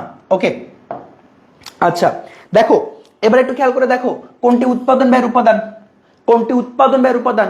এই ভাই উৎপাদন ব্যয় মানে কি ভাই? কারখানা ব্যয়। উৎপাদন ব্যয় মানে কি? কারখানা ব্যয়। ঠিক আছে, উৎপাদন ব্যয় যে কথা, কারখানা ব্যয় একই কথা। তাহলে আমি যদি বলি পরোক্ষ কাঁচামাল, এটাই হচ্ছে আমার সেই আনসার। পরোক্ষ কাঁচামাল যদি বলি সেটাই হচ্ছে কাঙ্ক্ষিত আনসার। অফিস ভাড়া যাবে অফিস ও প্রশাসনিক উপব্যয়ের মধ্যে, বিজ্ঞাপন যাবে বিক্রয় বিলি বন্টনের মধ্যে, এবং কুরিনটাও যাবে হচ্ছে বিক্রয় বিলি বন্টনের মধ্যে। কেন? কারণ কুরিনটা সৃষ্টি হয়েছে ধারে বিক্রয়ের কারণে। কিসের কারণে? ধারে বিক্রয়ের কারণে। তাহলে এইটা যাবে হচ্ছে তোমার এইটা যাবে হচ্ছে বিক্রয় উপরিব্যয়, আর এটা যাবে হচ্ছে আমার অফিস ও কি প্রশাসনিক উপরিব্যয়, আর এটা হচ্ছে আমার উৎপাদন বা কারখানা ব্যয়ের উপাদান। ঠিক আছে? ওকে, বি নাম্বার। ওকে, নেক্সট কোশ্চেনে চলে যাই। ঝটপট আনসার দিতে হবে, ঝটপট। ওকে, কোন ধরনের রেশারেশি না, ঝটপট আনসার দিতে হবে। আচ্ছা, কোনটি রূপান্তর ব্যয়ের অংশ নয়? দেখেন রূপান্তর ব্যয়ের মধ্যে আমরা কি কি পড়েছিলাম বলতো? কারখানা উপরিব্যয় পড়েছিলাম, প্লাস আমরা দেখেছিলাম যে অন্যান্য প্রত্যক্ষ খরচ যদি থাকে, প্লাস প্রত্যক্ষ মজুরি বা শ্রম। তাহলে দেখো প্রত্যক্ষ মজুরি আছে, এটা অংশ। ওকে, পরোক্ষ কাঁচামাল আছে, এটা আমার হচ্ছে কিসের অংশ বলতো? এটা কারখানা উপরিব্যয়ের অংশ। এবং এই যে পরোক্ষ মজুরি, এটাও কারখানা উপরিব্যয়ের অংশ। তাহলে প্রত্যক্ষ কাঁচামাল হচ্ছে এখানে আনসার। অংশ নয় প্রত্যক্ষ কাঁচামাল, অংশ নয় প্রত্যক্ষ কাঁচামাল। ওকে, প্রত্যক্ষ কাঁচামাল আমরা আগেই কাজ ছেড়ে আসি, ওটা এটার অংশ নয়। নিচের কোনটি হিসাব বিজ্ঞান উৎপাদন ব্যয়ের উদ্দেশ্য? দেখো হিসাব বিজ্ঞানের উদ্দেশ্য দুইটা, মূল উদ্দেশ্য দুইটা, বা প্রধানত মূল অথবা প্রধানত যদি আমি বলি, প্রধানত অথবা মূল যদি বলি দুইটা। একটা হচ্ছে নির্ধারণ করা, কি করা? নির্ধারণ করা। আরেকটা হচ্ছে নিয়ন্ত্রণ করা। কাকে নির্ধারণ কাকে নিয়ন্ত্রণ? উত্তর হচ্ছে ব্যয়কে নির্ধারণ ব্যয়কে নিয়ন্ত্রণ। দুটোর মধ্যে এটা হচ্ছে প্রথম, এটা হচ্ছে দ্বিতীয়। ঠিক আছে, কি আছে এখানে? নিয়ন্ত্রণ। ওকে ফাইন, দুটো অপশনে থাকলে আমি আগে নির্ধারণ নিতাম, কারণ নির্ধারণ ব্যতীত আমি নিয়ন্ত্রণ করতে পারি না। ওকে, ক্লাস রেকর্ড থাকবে, লাইভ ক্লাস করেন, রেকর্ড ডিলিট করে দিতে পারি। লাইভ ক্লাস করেন, পরে দেখা হবে না, বুঝছেন? ওকে, এই যে দেখেন এই কোশ্চেনটা, দেখেন এই কোশ্চেনটা আমি যদি ভুল না করি 24-25 রিটেনে আসছিল। আমি যদি ভুল না করি 24-25 রিটেনে আসছিল। আপনি একটু খেয়াল করে দেখবেন 24 এবং 25 শিক্ষাবর্ষের লিখিততে এই কোশ্চেনটা আসছিল। এবং আমাদের 24-25, তারপর 23-24 একটা কোশ্চেন ছিল এই চ্যাপ্টারে, যেটা আমাদের সরাসরি এমসিকিউ থেকে রিটেনে আসছে। মানে 2015 সালের কোশ্চেন আমাদের সরাসরি লিখিততে দিয়ে দিছে। বুঝতে পেরেছেন? তার মানে অবশ্যই কি করতে হবে? এটা গুরুত্ব দিতে হবে। ওকে, আচ্ছা, এই বলটা বলছিলাম যে এটা কাইটে দিতে, দুটা কোশ্চেন একসাথে লিখে দিছে। ওকে, যাই হোক, আমরা কোশ্চেন দুটো একই এইখান থেকে শুরু করি। তাহলে বলছে উৎপাদিত পণ্যের প্রারম্ভিক মজুত পণ্য 1000 একক, সমাপনী মজুদ 800 একক, বিক্রয় একক হচ্ছে 6200 একক, উৎপাদন ব্যয় 30,000 টাকা, একক প্রতি উৎপাদন ব্যয় কত টাকা হবে? ওকে, তাহলে একটু খেয়াল করে দেখো, উৎপাদন ব্যয় দেয়া আছে আমার, উৎপাদন ব্যয়, এই উৎপাদন যে ব্যয়টা আছে, এবার এটাকে যদি আমি টোটাল উৎপাদন একক দ্বারা ভাগ করি তাহলে আমি একক প্রতি পাবো। এখন উৎপাদন একক বের করার ফর্মুলা কি মনে বলো তো? সেটা হচ্ছে বিক্রয় একক কত আছে 6200 প্লাস সমাপনী কত আছে 800 মাইনাস প্রারম্ভিক কত আছে 1000, এই টোটাল আমরা যদি যোগ বিয়োগ করি পাবো হচ্ছে 6000। তাহলে এখানে যদি আমি দেখি আমার উপরে দেওয়া আছে 30,000, নিচে যাবে 6000, তার মানে কত বলো তো? কাটাকাটি করলে 5, তাহলে পার ইউনিট প্রাইস কত? 5 টাকা। কত? 5 টাকা। ওকে, মুখ্য ব্যয় কি? অলরেডি বলছি, আমার মুখ্য ব্যয় মানে হচ্ছে যত প্রকার কি আছে প্রত্যক্ষ খরচ আছে সব সমষ্টি, অথবা দেখো আমরা কি বলি, ওকে মুখ্য ব্যয় তো এটা কখনই হবে না, এটা তো মুখ্য ব্যয়ের পরের অংশ হবে না, কাঁচামাল ব্যয়ের সাথে প্রত্যক্ষ মজুরি অন্যান্য প্রত্যক্ষ খরচ যোগ করতে পারি, দ্যাটস কারেক্ট, এই হচ্ছে গ নাম্বার আনসার। এখানে এটাও হবে না, এটাও হবে না, এটাও হবে না, ঠিক আছে? ওকে, এরপরে দেখো তো নিম্নের কোনটি উৎপাদন ব্যয় নয়? আবার আসছে উৎপাদন ব্যয়, আবার বলছি এখানে উৎপাদন ব্যয় মানে মনে রাখবা কারখানা ব্যয়। কি ব্যয়? কারখানা ব্যয়। আচ্ছা একটু খেয়াল করে দেখো তো, আমরা যদি বলি বিজ্ঞাপন, এই বিজ্ঞাপন তো বিক্রয় আর একটা কি বলতো বিলি বন্টন, হ্যাঁ বিক্রয় ও বিলি বন্টন খরচের মধ্যে যায়, তাই না? তার মানে এটা তো অবশ্যই কি হবে না, কারখানা ব্যয়ের মধ্যে আসবে না। বাকি মজুরি বলো, এখানে যদি বলেনি প্রত্যক্ষ নাকি পরোক্ষ, তাহলে পরোক্ষ আমরা ধরে নিলাম, হতে পারে কোনো না কোনো সাইড থেকে, এটা হবে এটা হবে, তার মানে হবে না কোনটা? বিজ্ঞাপন ব্যয়, কারণ এটা বিক্রয় বিলি বন্টন খরচ। সো আনসার হচ্ছে বলো তো কি? বিজ্ঞাপন ব্যয়। চিন্তা হবে কোনটা কোন উপরি ব্যয়ের মধ্যে যায়, ঠিক আছে? উপরি ব্যয় কয়টা আছে? 3টা, একটা হচ্ছে বিক্রয় উপরি ব্যয়, একটা হচ্ছে প্রশাসনিক উপরি ব্যয়, আরেকটা হচ্ছে আমাদের ফ্যাক্টরি ওভারহেড মানে কারখানা উপরি ব্যয়। এই 3টা হচ্ছে আমার উপরি ব্যয় আছে।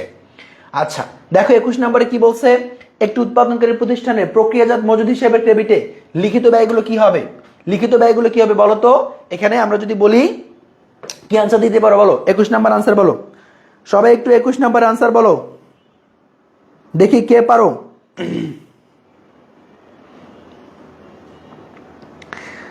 সবাই দেখি কে পারো, দ্রুত করো দ্রুত করো, 21 নাম্বার আনসার করো দ্রুত।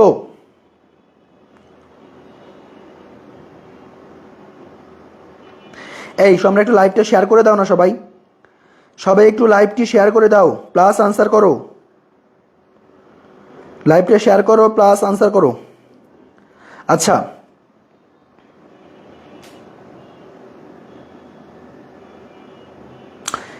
বলো তো আনসার কি হবে এটার? দেখো একটি উৎপাদনকারী প্রতিষ্ঠানের প্রক্রিয়াজাত মজুদ, এগুলোকে পরবর্তীতে প্রক্রিয়াজাত মানে কি চলতি, তাই না? এখন চলমান, চলতি কার্য বা চলমান, তো সেক্ষেত্রে আমরা এগুলোকে কি করি? পরবর্তীতে ব্যবহার করি। অর্থাৎ আমরা বলতে পারি ব্যবহৃত প্রত্যক্ষ কাঁচামাল, প্রত্যক্ষ মজুরি এবং উৎপাদন উপরি খরচ, এই সবগুলো হচ্ছে আমাদের ডেবিটে লিখতে হয়। হ্যাঁ, এটা হবে না, এটা হবে না, এখানে হবে, কিন্তু যেটা হলো আমার এখানে প্রত্যক্ষ খরচ আছে, যার জন্য এটা আমি নিতে পারলাম না, ঠিক আছে? কারণ সবগুলো হবে পরোক্ষ। ওকে, এটার আনসার হচ্ছে ঘ নাম্বার। এবার আসো এখানে একটা কোশ্চেন আছে, এই কোশ্চেনটার আনসার আমরা যখন দিব, দেখো বিশাল একটা কোশ্চেন, তাই না? তো এই বিশাল কোশ্চেনটা আমার পড়ার দরকার নেই, চাইছে ফ্যাক্টরি ওভারহেড মানে কারখানা উপরি ব্যয়। বাচ্চারা একটু খেয়াল করো, কারখানা উপরি ব্যয় মানে কি? যেটা কারখানার সাথে রিলেটেড, রাইট? যেটা কারখানার সাথে রিলেটেড। তাহলে আমরা যদি একটু বলি কারখানার সাথে রিলেটেড কি কি আছে, দেখো প্রথম আমাদের যেটা আমরা দেখতে পাচ্ছি যে 50,000 টাকার পরোক্ষ মালামাল আছে, তাহলে এই 50,000 টাকা আছে। ওকে, এরপরে দেখতে পাচ্ছি কারখানা ব্যবস্থাপকের বেতন আছে। এরপরে দেখো একটা অবচয় আছে, অবচিতি মানে অবচয়, তো যন্ত্রপাতির অবচয় ধরো, তো কারখানার মধ্যে যেটা থাকে অবচয়, সেটা তো কারখানা উপরি ব্যয়ই হবে, তাই না? ওকে, এখন খেয়াল করো এখানে ভুলটা তোমরা অনেকে করো, এই 2,50,000-এর মধ্যে কিন্তু এই যে আমার 40,000 সেটা ইনক্লুডেড, এটাও কিন্তু কারখানা খরচ, তার মানে ওইটা কিন্তু এখান থেকে আবার কি করতে হবে না, যোগ করতে হবে না, ওটা অলরেডি ইনক্লুডেড আছে। তুমি দুই ভাবে করতে পারো, একটা হচ্ছে 2,50,000 টাকা থেকে তুমি 40,000-কে বাদ দিতে পারো। ভাই এটাকে তুমি যদি বাদ দাও, এখানে যদি 2,10,000 লিখো, পরে তো আবার 40,000 যোগ করতেই হচ্ছে, দিন শেষে এটাতেই আসতেছে, তাই না? তো কি দরকার এই পাকনামিটা করার, আমরা যা আছে এটা নিয়ে করব। তাহলে আমার ওখানে হচ্ছে 50, এখানে 50, এখানে 2.5 লাখ, মিলে হচ্ছে 3.5 লাখ। কোথায় 3.5 লাখ? এই যে ক নাম্বার 3.5 লাখ, শেষ। ঠিক আছে, ক নাম্বার 3.5 লাখ টাকা। আমি আবার বলি ভুলটা কোথায় করতে পারো, ভুলটা করতে পারো এই জায়গায়, এটার সাথে আবার এটা যোগ করে তোমরা 2,90,000 লিখতে পারো, ডাহা মারা খাবা, ডাহা একদম খাট্টি মারা খাবা, দরকার নেই। আমরা একটু ভালো করে দেখবো এটা কেন যোগ হবে না, কারণ এটা অলরেডি এটার মধ্যে ইনক্লুডেড, অর্থাৎ আমার অবচয় ছিল হচ্ছে 2,10,000 প্লাস কারখানা খরচ 40,000 মিলেই হয়েছে আমার 2,50,000 টাকা। ওই জন্য আর যোগ করার অপশন এখানে আমার হাতে নেই। ওকে, কোনটি উৎপাদন ব্যয়? আচ্ছা আবারও বলছি কোনটি উৎপাদন ব্যয়? এই যে কারখানা ভাড়া, এটা উৎপাদন ব্যয়, ঠিক আছে? কারখানার ভাড়া এটি উৎপাদন ব্যয়, এটা বিক্রয় বিলি বন্টন খরচ, এটা হচ্ছে অফিসের প্রশাসনিক খরচ, অফিসের প্রশাসনিক খরচ, এটা হচ্ছে আমার উৎপাদন ব্যয় অর্থাৎ কারখানা ভাড়া বা ফ্যাক্টরি ওভারহেড। আচ্ছা নেক্সট কোশ্চেন দেখো কি চাইছে, চাইছে হচ্ছে আমার কাছে যে উৎপাদিত পণ্যের ব্যয় নির্ণয় করো। দেখো উৎপাদন ব্যয় না কিন্তু, এই যে উৎপাদিত, তোমরা যেটাকে বলো কি তৈরি পণ্যের ব্যয়, তৈরি পণ্যের ব্যয়। খেয়াল করো উৎপাদন আর উৎপাদিত আলাদা বাবা। উৎপাদন মানে যেটা এখনো হয়নি, প্রসেসে আছে, আর উৎপাদিত মানে হয়ে গেছে, ঠিক আছে? এরকম। তাহলে উৎপাদিত পণ্যের ব্যয় যদি বের করতে চাও, দেখো প্রথমে দেয়া আছে 70,000 টাকা কাঁচামাল, তাই না? এরপরে প্রত্যক্ষ মজুরি আছে 20,000 দিলাম, হইল কত আমার 90,000 টাকা, রাইট? আচ্ছা এরপরে দেখো আমি যদি এর সাথে যোগ করি, কি যোগ করব বলো তো? আমরা যখনই এটার সাথে কাঁচামাল প্রত্যক্ষ মজুরি যোগ করে দিয়েছি, আমরা সাথে সাথে কি পেয়েছি বলতো? প্রত্যক্ষ মজুরি আছে পরিপূরক। আচ্ছা আমরা সাথে সাথে পেয়েছি হচ্ছে মুখ্য ব্যয়। কি পাই? মুখ্য ব্যয় পেয়েছি। এবার মুখ্য ব্যয়ের সাথে যদি আমরা পরোক্ষ খরচ বা কারখানার উপরে ব্যয় যোগ করি, তাহলে তো আমরা পাবো কারখানা ব্যয়, রাইট? তাহলে দেখো এখানে হচ্ছে আমার প্রত্যক্ষ মজুরি 20,000 গেল, এটা আমার কাজ নাই। তারপরে হচ্ছে পরিবহনের কাজ নাই, বহি পরিবহন আছে। আচ্ছা আরেকটা জিনিস আছে, এখানে যদি এটা বহি পরিবহন, তার মানে এটা হচ্ছে অন্ত পরিবহন। এটা যদি বহি পরিবহন, তার মানে এটা হচ্ছে আন্ত পরিবহন। তাহলে আমি যদি বলি এখানে কি হবে বলেন তো? এই 20,000 এর সাথে আমার 12,000 টাকাও যোগ হয়ে যাবে। তাহলে টোটাল কত? 70, 90 আর হচ্ছে 12,000, 1,02,000 টাকা মুখ্য ব্যয়, ঠিক আছে? মুখ্য কত? 1,02,000 টাকা। আচ্ছা আমি এবার এই পাশে আসি। এরপরে আমার এখানে তত্ত্বাবধানের বেতন আছে 10,000 টাকা এবং অবচয় আছে কত বলেন তো? 17,000 টাকা। তাহলে আমি কি করতে পারি বলেন? এই যে 1,20,000 টাকা আছে, এটার সাথে আমি যোগ করব। কি যোগ করব একটু খেয়াল করে দেখেন। প্রথমত আমি যোগ করব হচ্ছে 12,000। 12,000 টাকা কি বলেন তো? সরি 10,000 কি বলেন তো? এইটা তত্ত্বাবধায়কের বেতন। তাহলে কত হইল? 1,12,000। এর সাথে যোগ করবো হচ্ছে যে মেশিনের অবচয় 17,000, ঠিক আছে? তাহলে যোগ করলে কত হবে?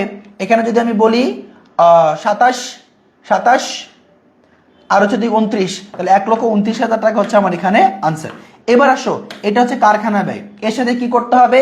এই যে খেয়াল করে দেখো, এখানে একটা প্রারম্ভিক মূল্য দেওয়া আছে, একটা সমাপনী মূল্য দেওয়া আছে চলতি কার্যে।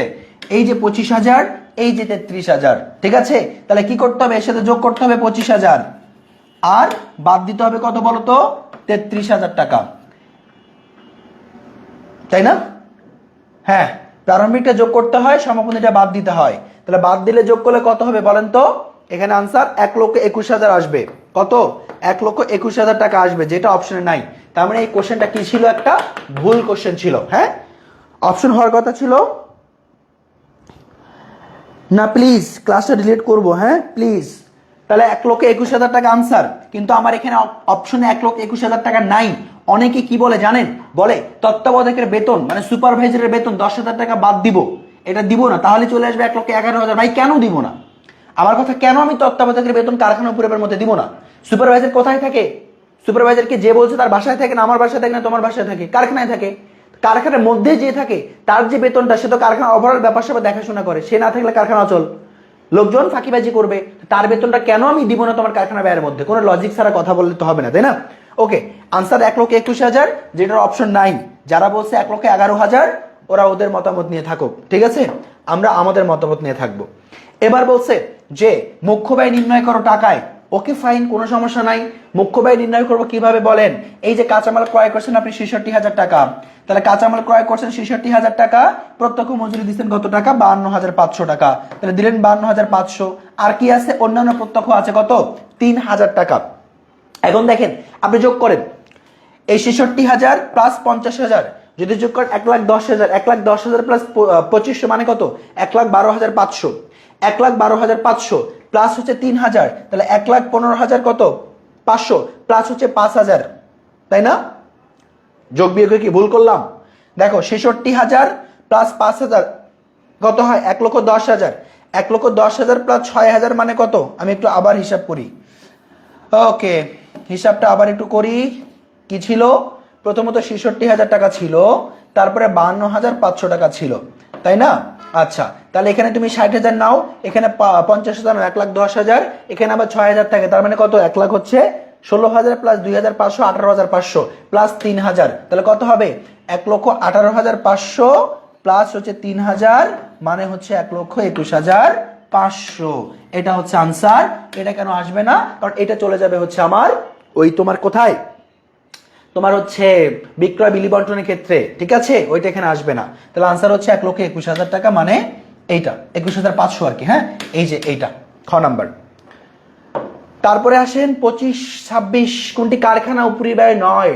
ওকে, সো আমরা যদি বলি যে কারখানা উপরিব্যয় নয় কোনটি, একটু খেয়াল করে দেখেন তো কোনটাকে বলা যায়।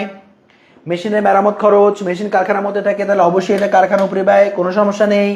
আচ্ছা, বিদ্যুৎ খরচকে আমরা কারখানার মধ্যে বিদ্যুৎ ব্যবহার করি, অবশ্যই এটাকে কারখানা উপরিব্যয় বলতে পারি, কোনো সমস্যা নেই। দারোয়ানের বেতন, দারোয়ান কোথায় থাকে বলেন তো?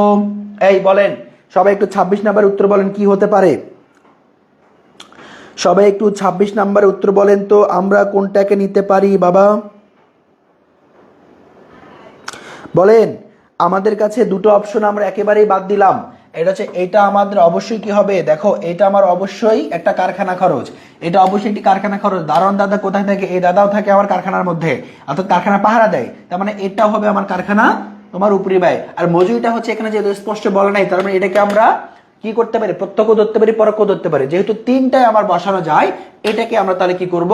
মোস্ট আনসার নিয়ে নেব, অর্থাৎ মজুরি হচ্ছে আমার আনসার। ঠিক আছে, মজুরি হচ্ছে আমার আনসার। 27 নম্বরে চলে আসি আমরা, দেখি কি আছে 27 নম্বরে। বলছে যে আমার তড়িৎ সম্পদ কত। এ দেখেন, আমরা এটা হচ্ছে অনুপাত চ্যাপ্টারে চলে গেলাম। কোন চ্যাপ্টারে? অনুপাত চ্যাপ্টারে। এই যে এই রকমের একটা প্রশ্ন আপনার পরীক্ষায় 100% থাকবে, এটা আমি নিশ্চয়তা দিচ্ছি। এইরকম একটা প্রশ্ন পরীক্ষায় 100% থাকবে, এটা নিশ্চয়তা আমি আপনাকে দিলাম, ঠিক আছে? না হইলে আমাকে এসে বললেন শুক্রবারে। হ্যাঁ, আচ্ছা দেখেন, আমরা যদি একটু বলি যে 27 নম্বরে কি হচ্ছে আমার, এখানে বলছে তড়িৎ সম্পদ কত টাকা। তড়িৎ সম্পদ কত টাকা? ওকে, এখানে কি দেওয়া আছে একটু খেয়াল করেন। চলতি সম্পদ দেওয়া আছে 1,20,000। কি দেওয়া আছে বলেন তো? চলতি সম্পদ দেওয়া আছে কত? 1,20,000 টাকা। ওকে, এটার আনসার কেউ করতে পারবেন? এটার আনসার কেউ করতে পারবেন? দেখেন, বলেন তো এটার আনসার কত হবে, একটু বলে দেই। তড়িৎ অনুপাত বলছে 0.35:1।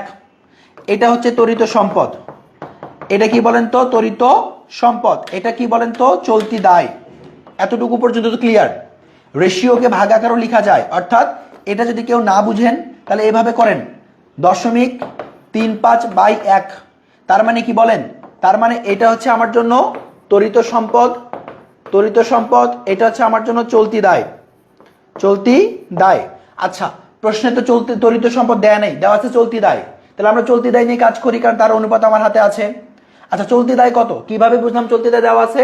এই যে দেখেন, আমাদের কাছে দেওয়া আছে চলতি সম্পদ আর চলতি মূলধন। তাহলে চলতি মূলধন মানে কি? Working capital. এটা মানে কি? Current asset minus current liabilities. তাহলে আমরা যদি এখন এখানে আসি, এটা দেওয়া আছে কত? 30,000।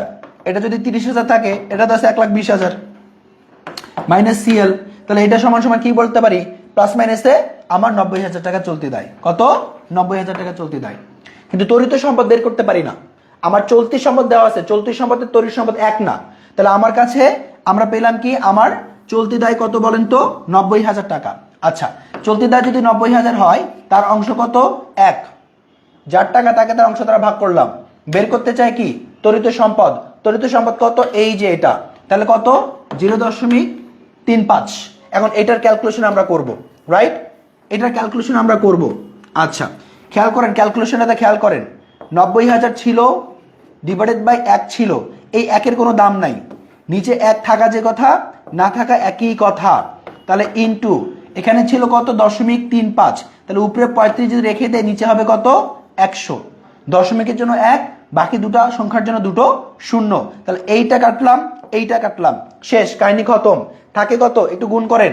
5 নং 45-এর হচ্ছে 5, হাতে থেকে 4, 3 নং 36 আর 4-এ কত হয়? 40। আর এই দুটো শূন্য এখানে বসান, 40,500। এই কোথায়? 5 নং 45-এর 5, দেখি আরেকবার। 5 নং 45-এর 5, হাতে থাকবে কত? 4। 3 নং 27 আর 4-এ কত? 3 নং 27-এর 31। হ্যাঁ 31,500, তাহলে 31,500 আছে, এই তো আছে ঘ নাম্বারে, ঠিক আছে 31,500 আছে না, ঘ নাম্বারে আমরা পেয়ে গেছি। হ্যাঁ ওকে ভেরি গুড। গক গক দিতেছ কেন, না কক কক, কক কক না, এটা আনসার হচ্ছে 31,500 টাকা, বুঝতে পেরেছেন? আচ্ছা ওকে পরেরটাতে আসেন। দেখেন এই নিয়মের কয়েকটা অঙ্ক আমি করাই। চাইছে কোম্পানি চলতি সম্পত্তির পরিমাণ কত, এই যে শাপলা, এটাই কিন্তু কয়েকবার এই ম্যাথ থেকে শুরু হয়েছে, এই ম্যাথ থেকে দেওয়া শুরু হয়েছে, এবং এটাই বারবার নাম টাম অক্ষর টক্ষর চেঞ্জ করে দিয়ে বারবার পরীক্ষায় দিতেছে, বুঝছেন? আপনাদের বোকা পাইছে। তাহলে দেখেন 1,80,000 টাকা কি দেওয়া আছে বাবা, 1,80,000 টাকা দেওয়া আছে চলতি মূলধন, তাহলে আমার চলতি অনুপাত আছে, এটা সম্পদ এটা দায়, তাহলে দুটোকে মাইনাস করলেই পাবো আমি কি বলেন তো, ওয়ার্কিং ক্যাপিটাল মানে চলতি মূলধন। তাহলে 3 আর 2 এর পার্থক্য 1, নিচে কত দিব বলে, নিচে কত দিব, 1 দিব না, এখানে চলতি সম্পদ হচ্ছে 3 টাকা, 2 টাকা ধরেন চলতি দায়, তাহলে 1 টাকা সম্পদ। তাহলে আমরা যদি ওয়ার্কিং ক্যাপিটাল মানে কি, এইটা থেকে এটা বাদ দিব, অর্থাৎ সম্পদ থেকে দায়কে বাদ দিব 1, ইনটু বের করতে চাই কি বলেন তো, চলতি সম্পদ গুণ হচ্ছে 3, তাহলে 3 আর 18 গুণ করলে 54, তাহলে 3 18 54, সাথে কয়টা শূন্য, 4টা, 1 2 3 4, 5,40,000 কি ধার, এই যে এখানে ক নাম্বার, ক নাম্বার।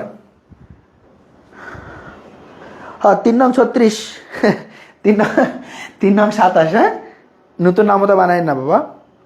ওকে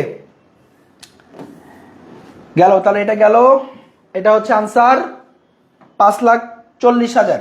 হ্যাঁ পরেরটাতে আসেন, দেখেন তো কি কইছে এটাতে, অন্য সবকিছু পরিবর্তিত থাকলে নিচের কোন লেনদেনটি চলতি অনুপাতে কোনো প্রভাব ফেলবে না। কোন অনুপাতে, চলতি অনুপাত।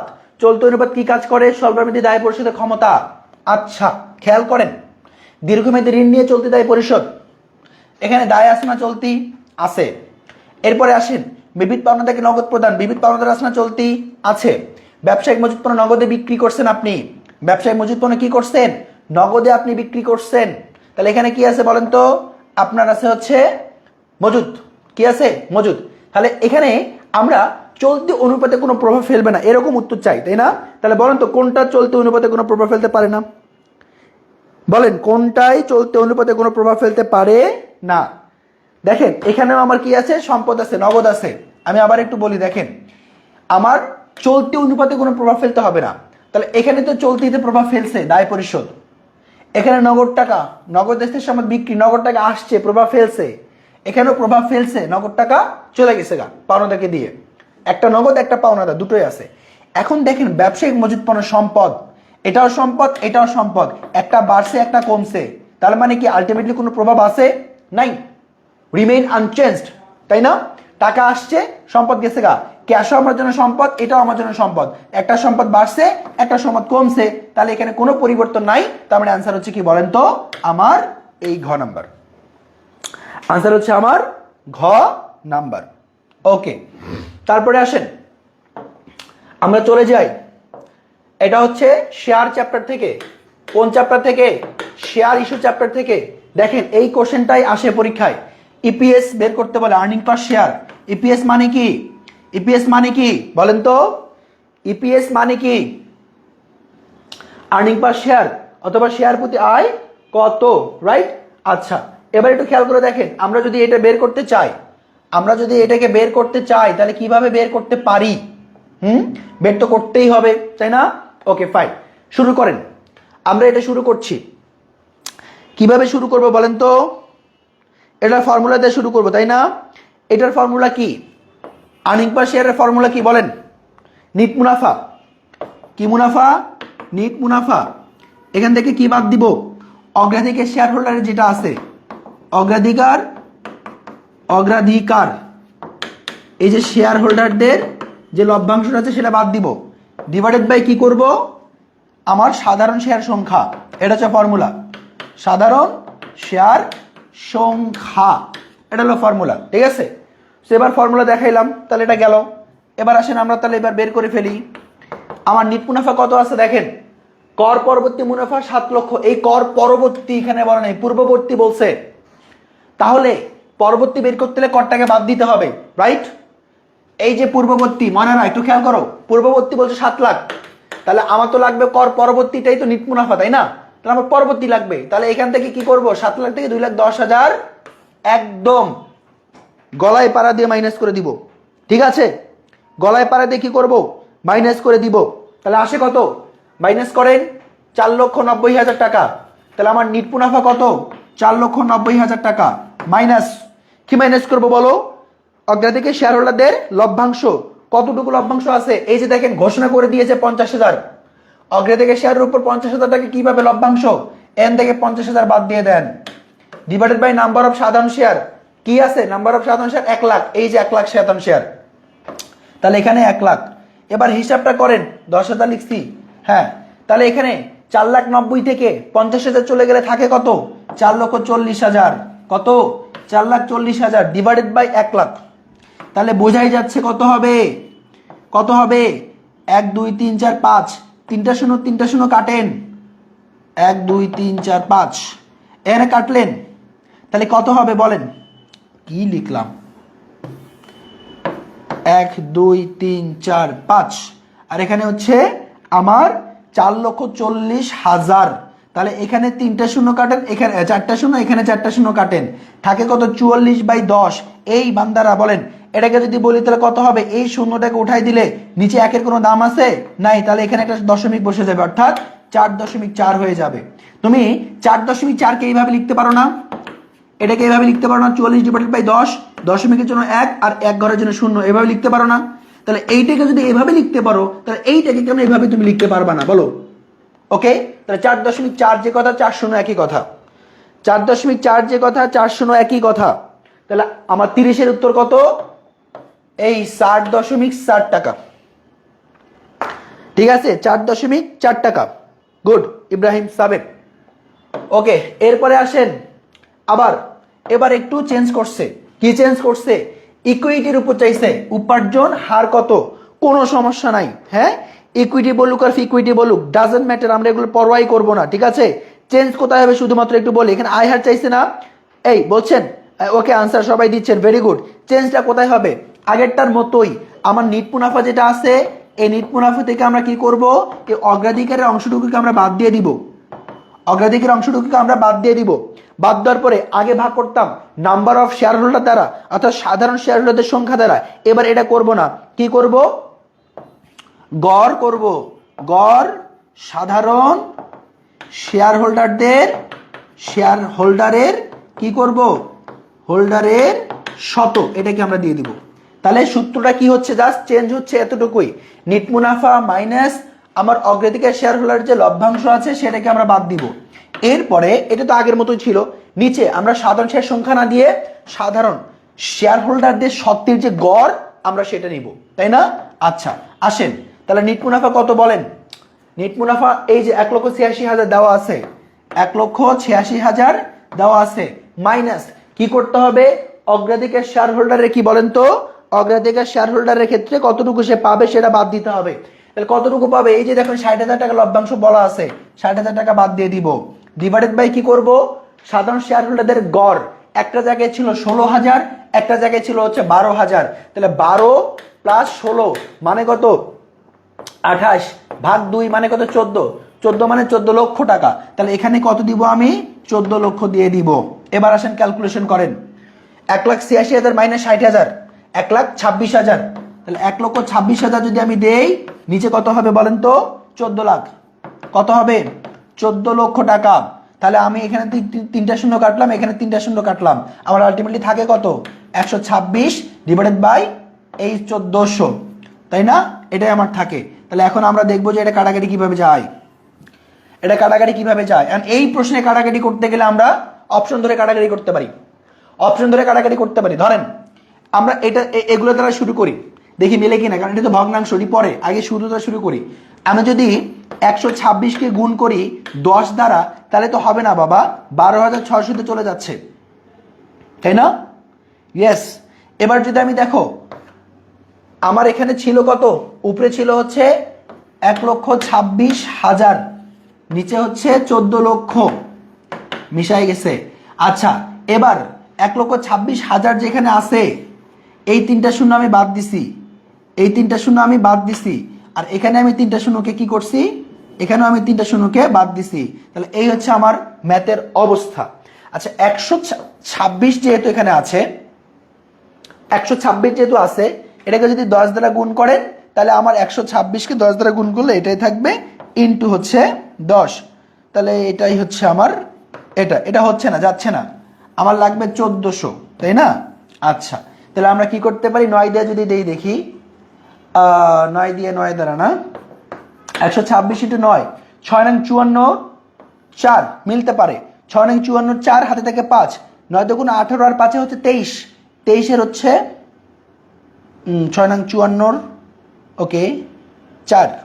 এই কোথাও কি ক্যালকুলেশনে ভুল করছি?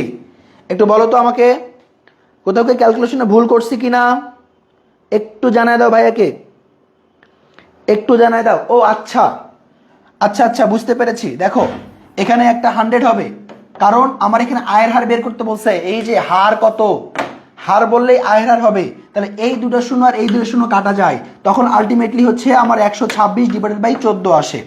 এবার দেখো আমি যদি 14কে 9 দ্বারা গুণ করি, 9 14 126, তাহলে কাটাকাটি করলে 9 বার চলে যায়, অ্যান্সার হচ্ছে 9।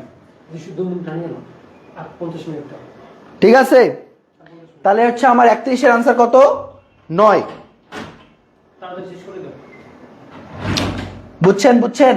আমি আবারও একটু বলি, আমার টোটাল হচ্ছে 1,86,000 টাকা ছিল, এখান থেকে মাইনাস করছি আমি কত, 60,000। এই যে এটা অগ্রাধিকারের লভ্যাংশ ডিভাইডেড বাই কি করছি আমি হচ্ছে, দেখেন এখানে গড় নিতে হবে সাধারণ শেয়ার হোল্ডারদের, 12 লক্ষ 16 লক্ষ মানে 14 লক্ষ ভাগ 2 মানে হচ্ছে 28 লক্ষ থেকে যদি বলি 14 লক্ষ হয়ে গেল। এখন আমি এটার সাথে কি করব, মাইনাস করলে 1,26,000 ডিভাইডেড বাই 14, 1 2 3 4 5 ইন্টু 100, সবগুলো শূন্য কাটা যায়, তাহলে থাকে এইটার এইটা কাটলে 9 বার চলে যায়, তাহলে হচ্ছে আনসার 9।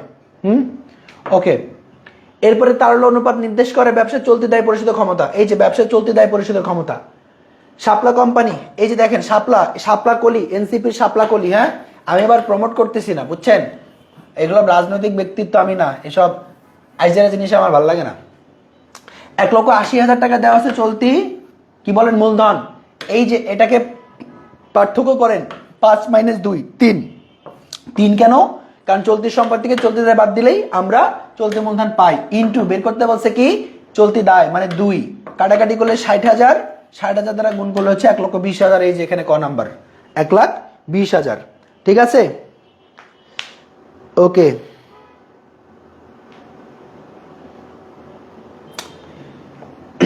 ওকে ওকে, তারপরে আসেন এখানে কি বলছে। আচ্ছা বলছে এই যে ম্যাটটা আছে না, এই যে ম্যাটটা আছে না বাবারা, ম্যাটটা একটু ভালো করে খেয়াল করো। এই ম্যাটটা 7 কলেজে আসছিল, বুঝছেন? এই আমার কথা শুনেন, এই যে একটা ম্যাথ করব আমরা, খুবই যেটাকে এক সময় মানে কি বলে, মুখে বললে তো আবার বললেন যে মানুষের বাচ্চা না, এখন গালিও দিতে পারি না, ঠিক আছে? আনাস ফেরদাসের মধ্যে একটা গালি দিলে ওই তো, বুঝছেন? আচ্ছা এই ম্যাথটা হচ্ছে একটা খুবই কি বাজে ম্যাথ, যদি বলি খুবই চরিত্রহীন ম্যাথ, কারণ সে তার স্বগোত্রীয় যারা আছে তাদের নিয়মের বাইরে যে কাজ করছে, বুঝছেন? ওই জন্য একটা কি বলেন তো, হালা। ওকে আচ্ছা, এবার আসেন এই ম্যাথটা যখন আপনি করতে যাবেন, এই ম্যাথটা আপনি আগে যতগুলো ম্যাথ করছেন সেগুলো নিয়মে করতে পারবেন না, এখন কিভাবে তাহলে করব, এখানে ম্যাথ প্যাচ এই অধ্যায়ে এটাই হচ্ছে সবচেয়ে এক্সেপশনাল কোশ্চেন, যেটা কোথায় করা হয়েছিল, আমাদের 7 কলেজে করা হয়েছিল। কোথায়? 7 কলেজে, এখন যেটা মনে হয় কেন্দ্রীয় বিশ্ববিদ্যালয় হয়ে গেছে। আচ্ছা তাহলে এখন দেখেন, কোম্পানির সমাপনী মজুত পণ্য ও অগ্রিম প্রদানের মূল্য আছে কত, 25,000। এই 25,000 এখানে ভ্যালুলেস, কারণ এটা দিয়ে কিছুই করতে পারবো না। আচ্ছা এই মূল্যের 7, দেখেন এই মূল্যের 7 গুণ তরিত সম্পত্তি, কি বলছে এই মূল্যের 7 গুণ কি বলছে বলতো, তরিত সম্পত্তি, তাই না? ওকে, আমরা কি জানি বলেন তো, আমরা স্বাভাবিকভাবে এটা জানি না যে চলতি সম্পত্তি মানে কি, বলেন তো আমরা কি এটা বলতে পারি? এই দেখেন আমরা বলতেছি হচ্ছে তরিত সম্পদ, এই তরিত সম্পদ মানে হচ্ছে কারেন্ট অ্যাসেট থেকে মাইনাস করতে হয় সমাপনী মজুদ, আর মাইনাস করতে হয় অগ্রিম ব্যয়কে মাইনাস করতে হয়, রাইট? কিন্তু আমি যদি এখানে তরিত সম্পদ না বলে এখন আমি চলতি সম্পদ বলি, তখন কি হয়ে যাবে, এই মাইনাসগুলো সব প্লাস হয়ে যাবে। কারণ এরাও তো চলতি সম্পদের অন্তর্ভুক্ত, তাই না?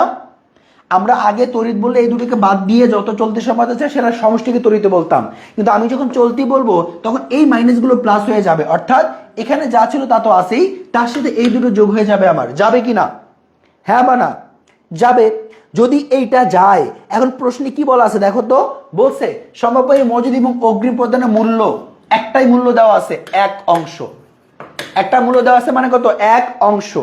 কত অংশ দেওয়া আছে? এক অংশ। আচ্ছা, এখন আপনি একটু খেয়াল করে দেখেন, দুটো মূল্যের যদি মূল্য হয় আমার এক অংশ, যদি হয় এক অংশ, আমরা এইভাবে বলতে পারি কিনা যে চলতি সম্পদ, আমরা চলতি সম্পদ সমান সমান কি বলতে পারি? তড়িত সম্পদ প্লাস সমাপনী মজুদ প্লাস আমাদের কি ছিল বলতো? অগ্রিম ব্যয়। পারি, বলতে পারি, রাইট? তাহলে এই অংশ মানে হচ্ছে আমার 7 গুণের কথা বলা আছে, আর এই অংশ মানে আমার 1 গুণের কথা বলা আছে। এই যে দুটো মিলে একটা অ্যামাউন্ট দেওয়া আছে মানে 1 গুণ। তাহলে টোটাল গুণ কত? টোটাল তাহলে কত হইলো? চলতি সম্পদ 8 গুণ। চলতি সম্পদ কত হইলো? 7 আর 1 8 গুণ। ওকে, তাহলে আমরা যদি একটু বলি আমার কারেন্ট অ্যাসেট সমান সমান কত? 7 গুণ। আচ্ছা, সরি 8 গুণ। আর হচ্ছে তড়িত মানে কত আমার? এটা হচ্ছে আমাদের 7 গুণ। ওকে, এবার এই দুটোকে ব্যবহার করে আমরা কি করব? আমরা হচ্ছে বের করব অ্যান্সার। তাহলে আমার দেখেন চলতি সম্পদ অনুপাত তড়িত সম্পদ অনুপাত চলতি দায়। ধরেন চলতি সম্পদ কত? 8 গুণ। আচ্ছা, এটা কত? 7 গুণ। এটা কত? এই যে 6 গুণ দেওয়া আছে। কত গুণ? 6 গুণ। তাহলে আমরা পেলাম। এবার আমাকে এখানে কি বের করতে বলছে বলেন তো? আমাকে বের করতে বলছে হচ্ছে চলতি অনুপাত। তার মানে চলতি অনুপাত মানে হচ্ছে চলতি সম্পদ আর চলতি দায়। চলতি সম্পদ কত? 8, দায় কত? 6। তাহলে এটা 8, এটা 6। তাহলে অনুপাতটা কিরকম হবে? 8:6। কাটেন, 2 দ্বারা কাটলে 4, এখানে আসবে 3, 4 আর 3, অ্যান্সার হচ্ছে 4 আর 3। এটা প্রচলিত নিয়মের মতো না, মাথার উপর দিয়ে যাবে। ভিডিওটা শেষ হইলে আবার একবার এইটুকু অংশ দেখে নেবেন যে কিভাবে 7 গুণ 8 গুণ নিয়ে আসছি, ঠিক আছে? এটা মাথার উপর দিয়ে যাবে, আমি আবারও বলতেছি, ঠিক আছে? আমি আবার একটু বোঝাই দেই। দেখেন আমরা তড়িত মিশে না কেন, আমরা চলতি সম্পদ, এই চলতি সম্পদ সমান বলতে পারি কি বলেন তো? তড়িত সম্পদ প্লাস হচ্ছে আমাদের কি বলেন তো? এই যে এই দুটোকে সমাপনী মজুদ প্লাস হচ্ছে আমরা কি বলতে পারি? অগ্রিম ব্যয়। পারি কি না? এই দুটোর অ্যামাউন্ট দেওয়া আছে কত? 25,000। মানে দুটো মিলে একটা অংশ ধরা হয়েছে। তড়িৎ সম্পদ 7 অংশ হইলে এখানে 1 অংশ আছে, টোটাল হচ্ছে 8 অংশ। এই 8 অংশ বের হলো চলতি সম্পদ। চাইছে চলতি অনুপাত, তাহলে সম্পদ পেলাম 8, দায় দেওয়া আছে 6। তাহলে 8 আর 6 কে যদি আমি এখানে কি করি? 2 দ্বারা গুণ করি, 4 আর কত আসবে? 3 আসবে। এটা হচ্ছে আনসার, ঠিক আছে? এটাকে এক অংশে ধরে নিতে হবে, তাছাড়া এই অংশে আনসার মিলানো যাবে না। বুঝছেন? মানে মিলানো যাবে না বলতে কঠিন হয়ে যাবে আর কি। হ্যাঁ, এটা হলো সবচেয়ে সহজ মাধ্যম, এছাড়া কিছু করার নাই আসলে আমাদের হাতে। হ্যাঁ, আচ্ছা, অন্য কোনো সহজ উপায় থাকলে আমাকে বলেন, আমি চিন্তা করে দেখবো। আচ্ছা, এই যে অঙ্কটা দেখেন কি বলছে? একটি কোম্পানির প্রতিটি শেয়ারের অভিহিত মূল্য 10 টাকা, বর্তমান বাজার মূল্য 25 টাকা। কোম্পানির শেয়ার প্রতি আয় ও শেয়ার লভ্যাংশ যথাক্রমে 2 টাকা এবং 50 পয়সা হলে মূল্য আয় অনুপাত কত হবে? এই মূল্য আয় অনুপাতের ফর্মুলা জানেন? ওয়াশরুমে যান, আপনি বিয়ে করতে যান, আমার কোনো সমস্যা নাই। শুধু ওয়াশরুম না, আপনি বিয়ে করতে যেতে পারেন, কোনো সমস্যা নাই, বুঝছেন? আচ্ছা, এটার হচ্ছে সূত্র হচ্ছে আমার শেয়ার প্রতি বাজার মূল্য। আপনি চলে যান, হ্যাঁ, করে আসেন, পরে আবার বিছানা ভাসাইলে বা লুঙ্গি টুঙ্গি ভাসাইলে ঝামেলা, বুঝছেন? আচ্ছা, ডিভাইডেড বাই আমরা কি বলতে পারি? ইপিএস, মানে শেয়ার প্রতি আয় আর কি। হ্যাঁ, ওকে। তো এখন দেখেন এখানে শেয়ার প্রতি বাজার মূল্য কত দেওয়া আছে? বলেন তো? আমার শেয়ার প্রতি বাজার মূল্য দেওয়া আছে হচ্ছে 25 টাকা। তাহলে এখানে দিব 25 divided by earning per share কত দেওয়া আছে? শেয়ার প্রতি লভ্যাংশ দেওয়া আছে কত? এই যে শেয়ার প্রতি আয় দেওয়া আছে হচ্ছে 2 টাকা। তাহলে এখানে দিব 2। যদি 2 হয়, 25 কে 2 দ্বারা ভাগ করলে 12.5, এটাই অ্যান্সার। বুঝছেন? মূল্য আয় অনুপাতের ফর্মুলা হচ্ছে শেয়ার প্রতি বাজার মূল্য divided by earning per share, ঠিক আছে? তাহলে এটা দেওয়া আছে 25 ভাগ 2, তাহলে কত? 12.5। এটা হচ্ছে আনসার।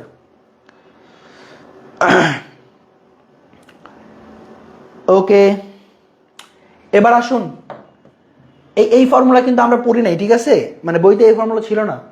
এবার দেখেন এখানে আমরা অংশীদারি ব্যবসায় চলে যাচ্ছি, একটু খেয়াল করবেন। অংশীদারি ব্যবসা এই ম্যাথগুলো আমরা একটু করবো, যেগুলো রিটেনের ক্ষেত্রে গুরুত্বপূর্ণ প্লাস এমসিকিউর ক্ষেত্রে গুরুত্বপূর্ণ, দু জায়গায় আসতে পারে। হ্যাঁ, দেখেন একটু খেয়াল করে দেখেন, যদি একটু বলি চাইছি কি যে নিট লাভের মধ্যে কত টাকা শাওনের হিসাবে যাবে, এই যে শাওন কত টাকা পাবে, এ কত টাকা পাবে, সি কত টাকা পাবে, বি কত টাকা পাবে, অমুক তমুক কত টাকা পাবে, মূলধন হিসেবে কত যাবে, এই ধরনের প্রশ্ন প্লাস ত্যাগ অনুপাত, লাভ অনুপাত, নতুন অনুপাত, অংশীদারি ব্যবসায় খতম, এর বাইরে কিচ্ছু অংশীদারি ব্যবসা থেকে আসবে না, ঠিক আছে। তাহলে একটু খেয়াল করে দেখি না, এখানে কি বলছে, কত টাকা শাওনের হিসাবে যাবে নিট লাভের মধ্যে। নিট লাভ কত, 30,000 টাকা। নিট লাভ কত, 30,000 টাকা। আচ্ছা এখন দেখেন, আমি যদি বলি নিট লাভ হচ্ছে আমার 30,000 টাকা, নিট লাভ কত, আচ্ছা নিট লাভ কত বলেন তো, এই নিট লাভ কত একটু বলেন। 30,000 টাকা দেওয়া আছে, তাই? আচ্ছা 30,000। এখন দেখেন এখানে অনুপাত দেওয়া আছে না, বলেন তো আমার নিট লাভের কতটুকু যাবে, অনুপাত দেওয়া আছে কত বলেন তো, এখানে অনুপাত দেওয়া আছে হচ্ছে আমার 2-3। এখন আমি কি এখানে ভাগ করব এরকম যে প্রথম জন হচ্ছে আমার শোভন, তারপরে শাওন, তার মানে এখানে কত যাবে, 3 চলে যাবে? এটা তো হবে না, তাই না? কেন হবে না? আমরা আসলে বন্টন করি বন্টনযোগ্য মুনাফাকে, কি করি, বন্টনযোগ্য মুনাফা। তাহলে আমাকে আগে বন্টনযোগ্য মুনাফা নিয়ে আসতে হবে, রাইট? ওকে, তাহলে 30,000 টাকা আসলো। এবার বলেন এখান থেকে বাদ দিব এই যে 20%, প্রাথমিক মূলধনের সুদ ছিল 20%, আর শোভন এবং শাওনের বেতন যথাক্রমে 10,000 টাকা এবং 5,000 টাকা আছে, বাকি অংশ এত অনুপাতে বিষ্টন করা হবে বা বন্টন করা হবে। Very good. তাহলে আমরা যদি বলি এখানে এই যে 40,000-এর 20% মানে কত, 8,000, এটাও এখান থেকে বাদ যাবে। আবার এখানে 12,000 আছে, এটাও এখানে বাদ যাবে, মানে 60,000-এর 20% 12,000, এটা বাদ গেল। তারপরে দেখেন বেতন আছে দুইজনের, কত কত আছে, 10 প্লাস হচ্ছে 5, তার মানে 15,000-ও আমার বাদ যাবে। এখানে দেখেন তো কত আসে, 35, তার মানে আমার এখানে ক্ষতি কত, এই ক্ষতি কত বলেন তো, 5,000। নিট লাভের জায়গায় ক্ষতি হয়েছে কত, 5,000 টাকা। এবার আসেন আমরা হিসাব করবো শাওনের। শাওন কি কি পাবে, শাওন প্রথমত হচ্ছে মূলধনের সুদ পাবে, কত, মূলধনের সুদ পাবে হচ্ছে 12,000, কত, 12,000। এরপরে বেতন পাবে কত, 5,000, তার মানে কত, 17,000 টাকা পাবে। এবার লাভ হইলে সেখানে প্লাস করতো, ক্ষতি হয়েছে যেন মাইনাস করবে। ক্ষতি হয়েছে কত বলেন তো, 5,000, ভাগ করবো অংশ দ্বারা 5, গুণ করবো হচ্ছে 3 দ্বারা, কারণ শাওনের অংশ 3, তাহলে আসবে 3,000। ওকে, খেয়াল করেন 17,000 টাকা থেকে 3,000 টাকা ক্ষতি বাদ দিলে সে আলটিমেটলি হাতে পাবে কত, 14,000 টাকা। এটাই হচ্ছে আনসার, বুঝতে পেরেছেন? এই 14,000 টাকা হচ্ছে আমার আনসার, নট 16,000, নট 29,000, ঠিক আছে? ওকে, এই লুঙ্গির যে শান্তি, না পড়ে কিভাবে চান্স পাওয়া যায় একটু বলবেন? আচ্ছা, না পড়ে কিভাবে চান্স পাওয়া যায়, এই যে একটু খেয়াল করো, এটা বুঝো, এটা বুঝো, এটা বুঝো, এই যে এটা বুঝো, এটা খাবা, খাওয়ার পরে দেখবা যে তুমি অক্সফোর্ডে চান্স পাই গেছো। তুমি চিন্তা করবা যে আমি অক্সফোর্ডে আসি, দেখবা তুমি অক্সফোর্ডে আঙ্গিনা দেখতে পারবা। তুমি চিন্তা করবা আমি টরন্টোতে আসি, তুমি টরন্টোর আঙ্গিনা দেখতে পারবা, কোনো সমস্যা নাই, বুঝছো? শুধু এটা খাইতে হবে, আর কিচ্ছু না। ওকে, আচ্ছা, ভেরি গুড, এটা হচ্ছে সবচেয়ে ভালো উপায়। আচ্ছা, এটা গেল হচ্ছে 14,000। পরেরটা আসেন, পরেরটাতে কি বলছে বলেন, এই যে তাদের নতুন অনুপাত কত, আবার বুঝাবো? আচ্ছা আসেন। আচ্ছা, আমরা আসলে বন্টন করি কি বলেন তো, আমরা বন্টন করে যেটা, সেটা নাম হচ্ছে বন্টনযোগ্য মুনাফা, তাই না? সো বন্টনযোগ্য মুনাফাকে বের করে ফেলো। 30,000 টাকা হচ্ছে মোট লাভ দেওয়া আছে, এখান থেকে কি করতে হবে, এটা হচ্ছে ক্রেডিট পয়সা আইটেম, এখান থেকে বাদ দিতে হবে যত প্রকার ডেবিট পয়সা আইটেম আছে সব। তো ডেবিট পয়সা আইটেম কি কি আছে, তাদের মূলধনের সুদ আছে, একজনে 8,000, একজনে 12,000, কারণ 20% করে ডাবল হয়ে যাবে। তাহলে 8,000 টাকা বাদ দিতে হবে, 12,000 টাকা বাদ দিতে হবে, এটা মূলধনের সুদ। তাদের দুজনের বেতন আছে 10,000, 5,000, 15,000, সেটাও বাদ দিতে হবে। সব বাদ দিলাম, আবার বাদ দেওয়ার আইটেম আসলো 35,000, আর নেট লাভ দেখানো হয়েছে কত, 30,000। তাহলে আলটিমেটলি তো লাভ হইল না, লস হয়েছে কত, 5,000, কত, 5,000। আচ্ছা, এই যে 5,000 টাকা আমার লস হইলো, একটু খেয়াল করে দেখো তো কি করি এটা। 5,000 টাকা যে লস হয়েছে, লাভ হলে তারা 5,000 এই অনুপাতে ভাগ করতো না, এখন লস হইলে তো ভাগ করবে, তাই না? বের করবো কার? শাওনে। শাওনে কত অংশ পাবে? 3 অংশ, তার মানে 3000 ক্ষতি। 3000 ক্ষতি। এবার শাওন টোটাল কত পাবে দেখো, সে মূলধনের পাবে হচ্ছে 12,000, বেতন পাবে কত? 5,000, 17,000, আর ক্ষতি যাবে কত? -3,000, মিলে সবশেষ থাকবে কত? 14,000। এটা হচ্ছে আনসার, এটা হচ্ছে আনসার। মাহিদ হাসান নাহিদ, একদিন আইসো, ঠিক আছে? দাওয়াত রইল ভাই, একদিন আইসো, দাওয়াত রইল, ঠিক আছে? আচ্ছা, এইভাবে তো আমরা বাদামও চুলে খাই, তোদের চিন্তাধারা তো খারাপ কেন ভাই? আমরা এরকম ওই যে যখন যখন পাখির মুখে খাবার তুলে দাও, হ্যাঁ, পাখির মুখে যখন বাদাম তুলে দাও, বাদামটা কিভাবে ডালো? হয় এভাবে, নাহলে এভাবে, এভাবে ডলে বাদাম দাও না? তো বাদামও তো চিন্তা করতে পারতা। মেন্টালিটি এত খারাপের দিকে কেন ভাই? যাই হোক, যদি ইচ্ছা হয় তোমাকে আমি দাওয়াত দিলাম, গঞ্জিকা সেবন করাবো, সমস্যা নাই। আমাদের ঢাকা ইউনিভার্সিটির পাশেই উদ্যান আছে, ওইখানে তোমাকে আমি পাঠাবো। আমি যাব না, তুমি যাবা, দেখবা, সমস্যা নেই। তুমি না খাইতেছিলে অন্তত স্মেল নিয়ে বেরোতে পারবা। ওকে পোলাপান। আচ্ছা, নতুন অনুপাত দেখো, এই নতুন অনুপাত বের করার নিয়ম একটাই, সেটা কি বলেন তো? জাস্ট তাকাবেন কি কি আছে। এখানে 4:1 আছে, আর হচ্ছে 1/3 আছে।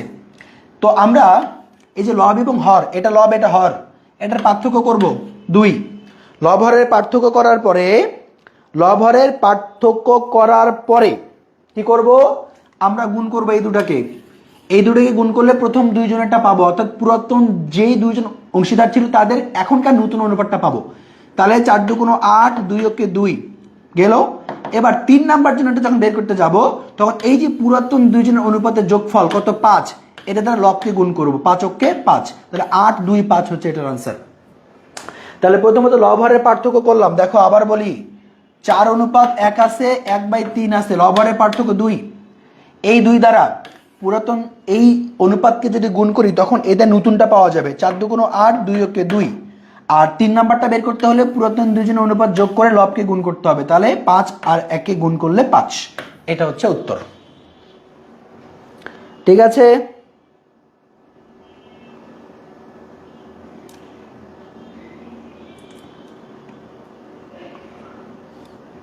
বাদামের দামের থেকে গঞ্জিকার দাম কম বেড়া, খাইতে চাইলে ওটাই খা, ঠিক আছে? বাদামের দাম এখন অনেক, এত পুষ্টিগুণ সমৃদ্ধ খাবার খাওয়ায় লাভ আছে। ওকে দেখো, এবার বলছে ত্যাগ অনুপাত, ব্রেকআপ অনুপাত আর কি, হ্যাঁ? তো এখন দেখো এই যে ব্রেকআপ অনুপাত কিভাবে বের করবা তুমি। আমরা নতুন অনুপাত শিখলাম, এবার আমরা ব্রেকআপ অনুপাত শিখবো, এরপরে ভালোবাসা অনুপাত শিখবো। তাহলে ব্রেকআপ অনুপাত কিভাবে বের করতে হয়, যা আছে ওটা লিখতে হবে। দেখেন, শুরুতে 7:5, পরে 2:1:1, যেটা প্রথমে আছে সেটা প্রথমত, যেটা শেষে আছে সেটা শেষে। এবার যোগ করে দাও 12, এখানে কত হইল? 4। এবার এটা আমারে বলতো যে এই দুটোর মধ্যে কোনটা বড় কোনটা ছোট, কোনটা বড় ভীম আর কোনটা ছোট ভীম? দুটোর মধ্যে বড় কোনটা ছোট কোনটা একটু আমারে বলো। দুটোর মধ্যে বড় কোনটা ছোট কোনটা মনে রাখবা, মনে রাখবা। কি মনে রাখবা বলো তো? যেখানে অংশীদার সংখ্যা বেশি সেটা হচ্ছে বড়। যোগফল দেখে কখনো বড় ছোট করা যায় না, ঠিক আছে? যেখানে অংশীদার সংখ্যা বেশি, এখানে অংশীদার সংখ্যা 3 জন, এখানে অংশীদার সংখ্যা 2 জন, তার মানে এ হচ্ছে বড়, এ হচ্ছে ছোট, বুঝছেন? এ হচ্ছে বড়, এ হচ্ছে ছোট। এবার যেটা করব আমরা, দেখো আমি আবার একটু আসি। 7:5, 2:1:1, এখানে 4, এখানে 12, তার মানে এটা বড়। এবার আমার বের করতে হবে ক খ। তাহলে এই যে ক, এই যে খ, দেখছেন? এবার আড়াআড়ি গুণ করব। এখানে এটা ক, এখানে এটা খ, এখানে ক, এখানে খ, এখানে গ। তাহলে আড়াআড়ি গুণ করবা, বড় থেকে গুণ করা শুরু করবে, তাহলে পজিটিভ মান আসবে। এটা হচ্ছে বড়। তাহলে 4 দ্বারা 7কে গুণ করলে 4 × 7 = 28, এই যে কতে বসাবো। 4 দ্বারা 5কে গুণ করা মানে কি? খর মানকে গুণ করা। 4 × 5 = 20, খতে বসাবো। এবার মাইনাস সাইন দাও। এবার এ পাশে 12 দিয়ে ককে, 12 × 2 = 24, এখানে কতে বসাইলাম 3, এখানে 1 না, এটা 12 কে 12, খতে বসাই দিলাম। এবার কত আসছে দেখো, এবার কত আসছে দেখো, এখানে 28, তার মানে বাদ দিলে 4, আর এখানে 20 বাদ দিলে কত? 8। তার মানে আমরা বলতে পারি 4:8। এটাকে 4 দ্বারা ভাগ করা যায় কিনা? তাহলে 1:2। তাহলে এটার আনসার কত? 1:2। তাহলে ব্রেকআপ অনুপাত কত? 1:2। Very good. এবার দেখি পরবর্তীতে ভালোবাসা অনুপাত আছে কিনা। ইয়েস, আছে আছে। প্রত্যেকটা বেদনার পিছনে একটু সুখ তো থাকতেই হবে, তাই না? দেখো 3:2:1 যা আছে লিখে দিলাম। এরপরে বলছে গ যদি ফার্ম থেকে চলে যায়, বাকি অংশীদার আছে কত? 4:3। কোনো সমস্যা নাই। দেখো 3 2 5 আর 1 কত? 6 আর 4 3 কত? 7। এটা বড় ওইটা ছোট, বের করতে হবে ক আর গ। এই গ তো চলে গেছে না? হ্যাঁ, তাহলে বের করতে হবে ক আর খ। কি বের করতে হবে? ক আর খ বের করতে হবে, গ যদি চলে গেল। আচ্ছা, এখন দেখো আমি যদি বলি যে এটা হলো ক, এটা খ, এটা গ, সেম আগের মতোই না? এটা ক, এটা খ, খ।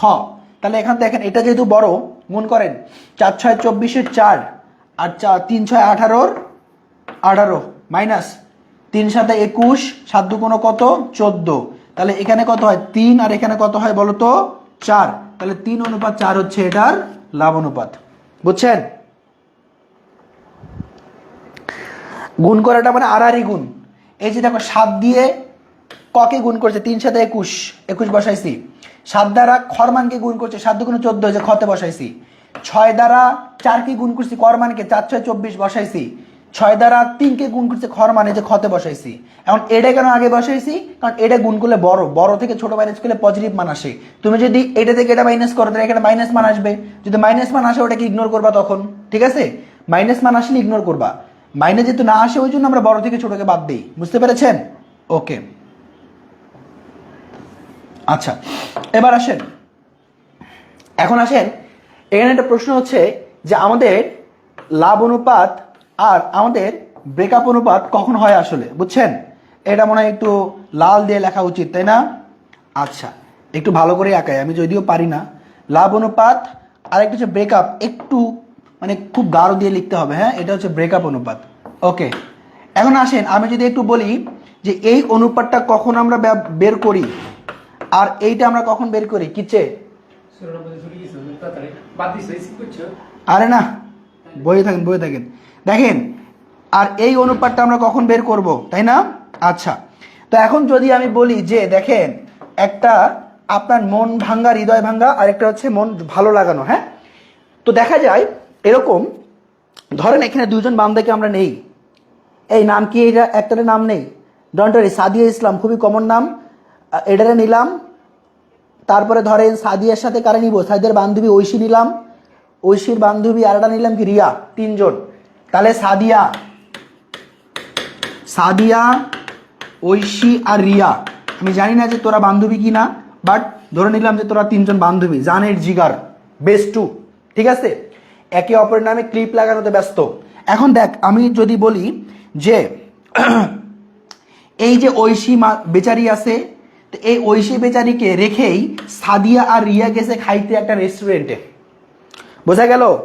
ঐশী বেচারিকে রেখে সাদিয়া আর রিয়া কি হয়েছে? খাইতে গেছে অন্য একটা রেস্টুরেন্টে। তো এখন খাইতে গেছে, তারা খাবার অর্ডার করছে কয়জনের? খাবার অর্ডার করছে কয়জনের বলেন তো? 2 জনের। হঠাৎ করে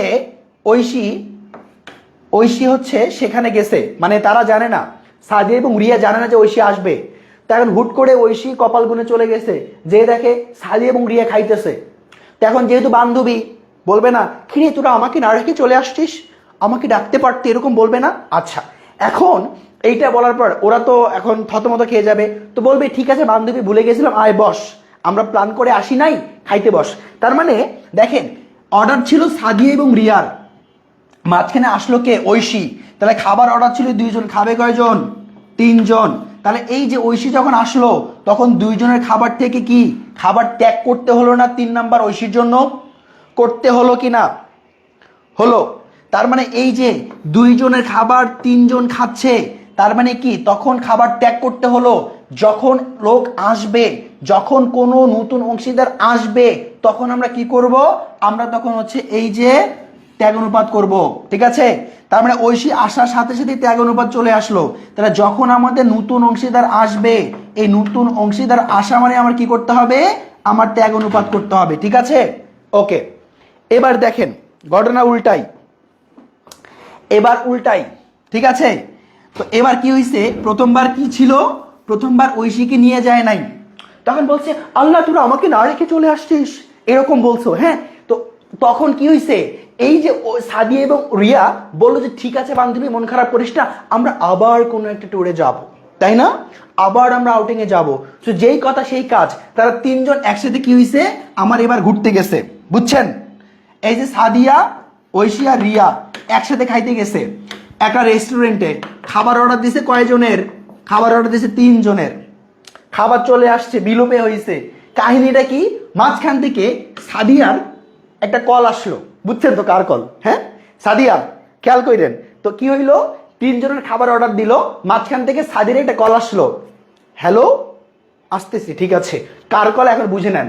তো সে চলে গেল, তো থাকলো কয়জন, 2 জন, খাবার কয়জনের, 3 জনের, সাদিয়ার খাবার কি ফালাই দিবে, এই 2 জন কি করবে, ভাগ করে খাবে। তার মানে যখন কেউ চলে যায় তখন কি অনুপাত হয়, লাভ অনুপাত হয়, বুঝছেন। যখন কেউ চলে যায় তখন কি হয়, আমার লাভ অনুপাত হয়, যখন কেউ চলে আসে নতুন তখন ত্যাগ অনুপাত করতে হয়। ক্লিয়ার। এবার আমি সাদিয়া, রিয়া এবং ঐশীর কাছ থেকে ক্ষমা চেয়ে নিচ্ছি, ঠিক আছে, এটা জাস্ট ফান করার জন্য। তোমরা আবার নিজেরা কি আয় হায় কি বলে, না না না, ওকে ওকে, এটা জাস্ট মজার জন্য বললাম, হ্যাঁ। আচ্ছা গেল, তাহলে আমরা লাভ অনুপাত এবং হচ্ছে নতুন অনুপাত বুঝে গেছি, মনে হয় না আল্লাহর রাস্তায় আর ভুলবো, ঠিক আছে। আচ্ছা, আরে বাবা, ওকে, কেন বয়ফ্রেন্ডের জায়গায় তো বাবাও কল দিতে পারে, আয় হায়, বাবা কল দিতে পারে না, ভাই কল দিতে পারে না, পারে কি না, পারে তো নাকি। তোমার বন্ধু হিসেবে ধরো আরেকজনকে বানাই, কে হইতে পারে বন্ধু, হ্যাঁ কোনো ছেলের নামই তো দেখি না চোখের সামনে, হৃদয় রানা, রানা তোমার বন্ধু হইতে পারে, তোমার ফোন দিতে পারে, ঠিক আছে, তো কেন বয়ফ্রেন্ডের কথা চিন্তা করতে হবে, তাই না।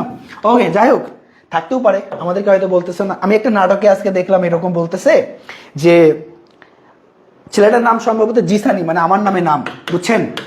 তো এখন বলতেছে যে জিসান, মেয়েটা বলতেছে যে আমি কারো কি হতে চাই না, মানে আমি কারো সেকেন্ড হচ্ছে ভালোবাসা হতে চাই না, মেয়েটা বলতেছে। এখন ছেলেটা হচ্ছে তৌসিফ, সে বলতেছে যে আমার এরও আগে 3-4টা গার্লফ্রেন্ড ছিল, তবে তাদের সাথে আমার প্রেম ছিল, ভালোবাসা নয়, তুমি আমার প্রথম ভালোবাসা। আর মেয়েটা শেষ গলে গেছে, কি লেভেলের বলদ তুমি চিন্তা করো, এই প্রেম 3টা আসিল, তার মানে ওর এক্স কয়টা, 3টা, লাস্টের নাম্বারে কি বললো যে তাদের সাথে আমার প্রেম ছিল, ভালোবাসা ছিল না। আরে প্রেম মানেই তো ভালোবাসা, বলদ, তাই না। মেয়েটা বলে গেল ঠিক আছে, তার মানে কি এই আমার সাথেই তোমার প্রথম ভালোবাসা, বাকি যা ছিল সেগুলো হচ্ছে কে, আমার আলুর আশা, ওগুলো বাদ, বুঝতে পারছেন, এই যে ঘটনা। ওকে, এই এখন আসেন, আমরা যদি আসি এখানে, খেয়াল করেন, এই যে এই যে এই যে এই যে এই যে খেয়াল করতে হবে, এখানে আমরা এগুলো তো পারবো, আমরা একটু আগে দেখলাম কিভাবে অনুপাত বের করতে হয়, আমরা একটু স্কিপ করি, অনুপাতগুলো আর দেখি না, এগুলো আমরা পারবো, লাভ অনুপাত, এগুলো মুনাফা টুনাফা সব পারবো, ঠিক আছে, এগুলো সব পেরে যাব আমরা। আমি একটু আপনাদেরকে অন্য একটা পার্ট যাই, হ্যাঁ। আচ্ছা, এগুলো আমরা সব পারবো আশা করি। সি কত টাকা পাবে, এই যে এই সেলিমের মূলধনের সুদ কত হবে, ঠিক আছে, এগুলো তো আমরা সব পাবা। ফার্স্ট লাভ নাটকের নাম, নাইস। তাহলে বলো তো মেয়েটা কি বলদ না, এই মেয়েটা কি বলদ ছিল না, বলো তো, কি লেভেলে বলদ হইলে এই কথা বলা যায়, হ্যাঁ। আবার সে হাক দিতেছে, চিন্তা করা যায়, দিন দুনিয়াতে বসবাস করি কোথায় বাবা, হ্যাঁ। আচ্ছা, এগুলো অংশীদারি ব্যবসা, বাকি যা কিছু আছে ওগুলো তোমরা পারবা। আমি একটু তোমাদেরকে ব্যবস্থাপনা চ্যাপ্টার থেকে একটু পড়াইতে চাই, হ্যাঁ। দেখি ব্যবস্থাপনা চ্যাপ্টার থেকে একটু পড়াইতে চাই। ব্যবস্থাপনা চ্যাপ্টারটা কোথায়, এই শীটটা তোমরা পেয়ে যাবা, সমস্যা নেই, তোমরা সব পেয়ে যাবা। আচ্ছা, তোমরা সব পেয়ে যাবা, কোনো সমস্যা হলে আমাকে একটু নক দিবা, আমি একটু তোমাদেরকে এইটা একটু পড়াই, হ্যাঁ, এইটা একটু পড়াই, এইটা পরীক্ষায় আসার মতো তোমরা একটু ভালো করে খেয়াল করবা। কর কমিশন থেকে, হ্যাঁ, কর কমিশন থেকে আমরা আরেকটা ক্লাস নিব, সেখানে চাঁদা ম্যাথগুলো করবো ইনশাল্লাহ, আমরা আরেকটা ক্লাস নিব, হ্যাঁ, আমরা আরেকটা ক্লাস নিব। আচ্ছা, কর কমিশনের ক্ষেত্রে দেখবেন, মনে রাখবেন যে কর পূর্ব সবসময় কত, 100, কর পূর্ব সবসময় কত, 100, বাদ দিতে হবে কি বলেন তো, কর, তাহলে বের হবে কি আমার, কর পরবর্তী, কি বের হবে, কর পরবর্তী, এই কর পরবর্তী মানে নিট মুনাফা। দেখেন নিট মুনাফা 6000 টাকা, তাহলে আমার কি লাগবে, আমার নিট মুনাফার পার্সেন্টেজ লাগবে, কর পূর্ব সবসময় যদি 100 হয়, কর আছে 40, তাহলে আমার নিট মুনাফা কত, 60, তাহলে এবার কি কাজ, 6000কে যার টাকা তাকে তার অংশ দ্বারা ভাগ, বের করতে চাই কি কর পূর্ব কত 100, তাহলে গুণ দেব কত 100, এটা কাটলে হচ্ছে আমার 1000 আর গুণ করলে হচ্ছে 10000, কোথায় আছে এই যে এখানে আছে। ঠিক আছে, এই ম্যাথটা একটু তোমরা দেখে যাবা, কর কমিশনের। না 94 থেকে না, ওইটা হচ্ছে তোমার 4 ছিল, ভুলের সামনে 9 আসছে আর কি। হ্যাঁ, ওটার সামনে 4 ছিল, টাইপিং করছে যে গাধাটা, ওইটা কি করছে তোমার হচ্ছে ভুলে 04 লিখতে যায় 94 লিখে ফেলছে, আর কিছু না। আচ্ছা, এই যে ভ্যাটের ক্ষেত্রে একটু দেখো তো, ভ্যাট কোন ধরনের আইটেম? এটা হচ্ছে আমার বিক্রয়কারী কিছু, ভ্যাট হচ্ছে দায়। আচ্ছা, যারা ভোক্তা আছে, ভোক্তার কাছে এটা হচ্ছে আমার ব্যয়, আর সরকার যে আছে এই সরকারের কাছে হচ্ছে এটা আমার জন্য আয়। ঠিক আছে, একটু মনে রাখো। 1991 সালের 1 জুলাই আমাদের কি হয়েছে বলতো? প্রথমত হচ্ছে আমাদের অনলাইন মাধ্যমে ভ্যাট দেওয়া শুরু হয়েছে। ঠিক আছে, ওকে, এটা গেল। তারপরে আসো,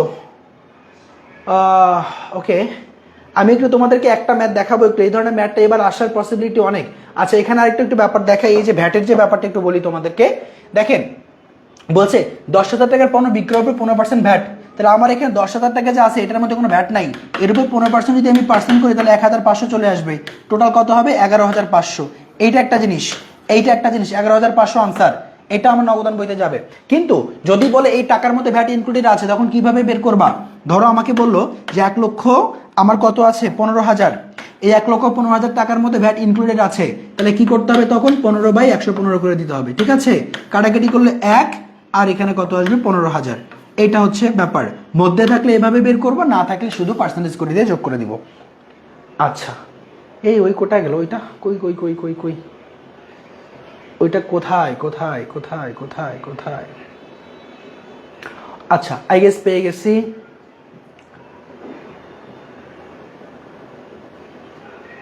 পেয়েও তো মনে হয় না পাচ্ছি।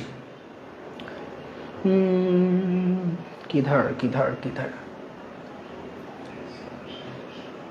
ও কি দেয় না এটা? কি সর্বনাশা কাণ্ড!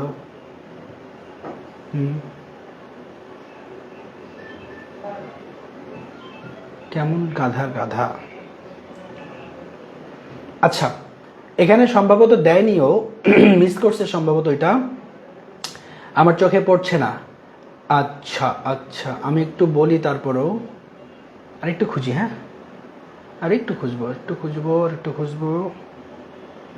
নাই। আচ্ছা, আমি একটু বলে দেই ব্যাপারটা কি। তোমরা সবাই জানো যে আমাদের একটা সমুচ্ছেদ বিন্দু বের করার ফর্মুলা আছে না এককে? সমুচ্ছেদ বিন্দু, খেয়াল করো, এখানে ক্ষেত্রে আমার নর্মালি নিয়মটা হচ্ছে স্থায়ী মুনাফা, স্থায়ী ব্যয় ডিভাইডেড বাই আমার কি একক প্রতি বিক্রয় মূল্য মাইনাস একক প্রতি পরিবর্তনশীল ব্যয়। এটা এখন এখানে এইটাতে যদি তোমার একটা এক্সপেক্টেড কি থাকে, একটা এক্সপেক্টেড মানে রিটার্ন যদি প্রশ্নে দেওয়া থাকে যে এত টাকা মুনাফা করতে চায়, তখন কি করতে হবে? সেই মুনাফাটা এটার সাথে যোগ করে দিতে হবে, এতটুকুই শুধু পার্থক্য, আর কিচ্ছু না। এটাই বলার জন্য যে স্থায়ী ব্যয় আমার যদি প্রশ্নে কি থাকে এরকম, যে সরাসরি এরকম বলা থাকলো, বললো যে আমার স্থায়ী ব্যয় অর্থাৎ ফিক্সড কস্ট হচ্ছে তোমার ধরো 1 লাখ, ঠিক আছে, তারপরে তোমাকে বলো ভেরিয়েবল কস্ট হচ্ছে আমার 50, আর সেলিং প্রাইস হচ্ছে আমার ধরো 30, আর আমার রিটার্ন বা এক্সপেক্টেড হচ্ছে আমার রিটার্ন ধরো হচ্ছে 20,000। ওকে, 20,000। এবার আমাকে বলছে যে ব্রেক কি বলছে 20,000। এবার বলছে ব্রেক ইভেন পয়েন্ট কত? ব্রেক ইভেন পয়েন্ট বের করার ক্ষেত্রে যেটা করতে হবে, আপনি জ্বালা রে।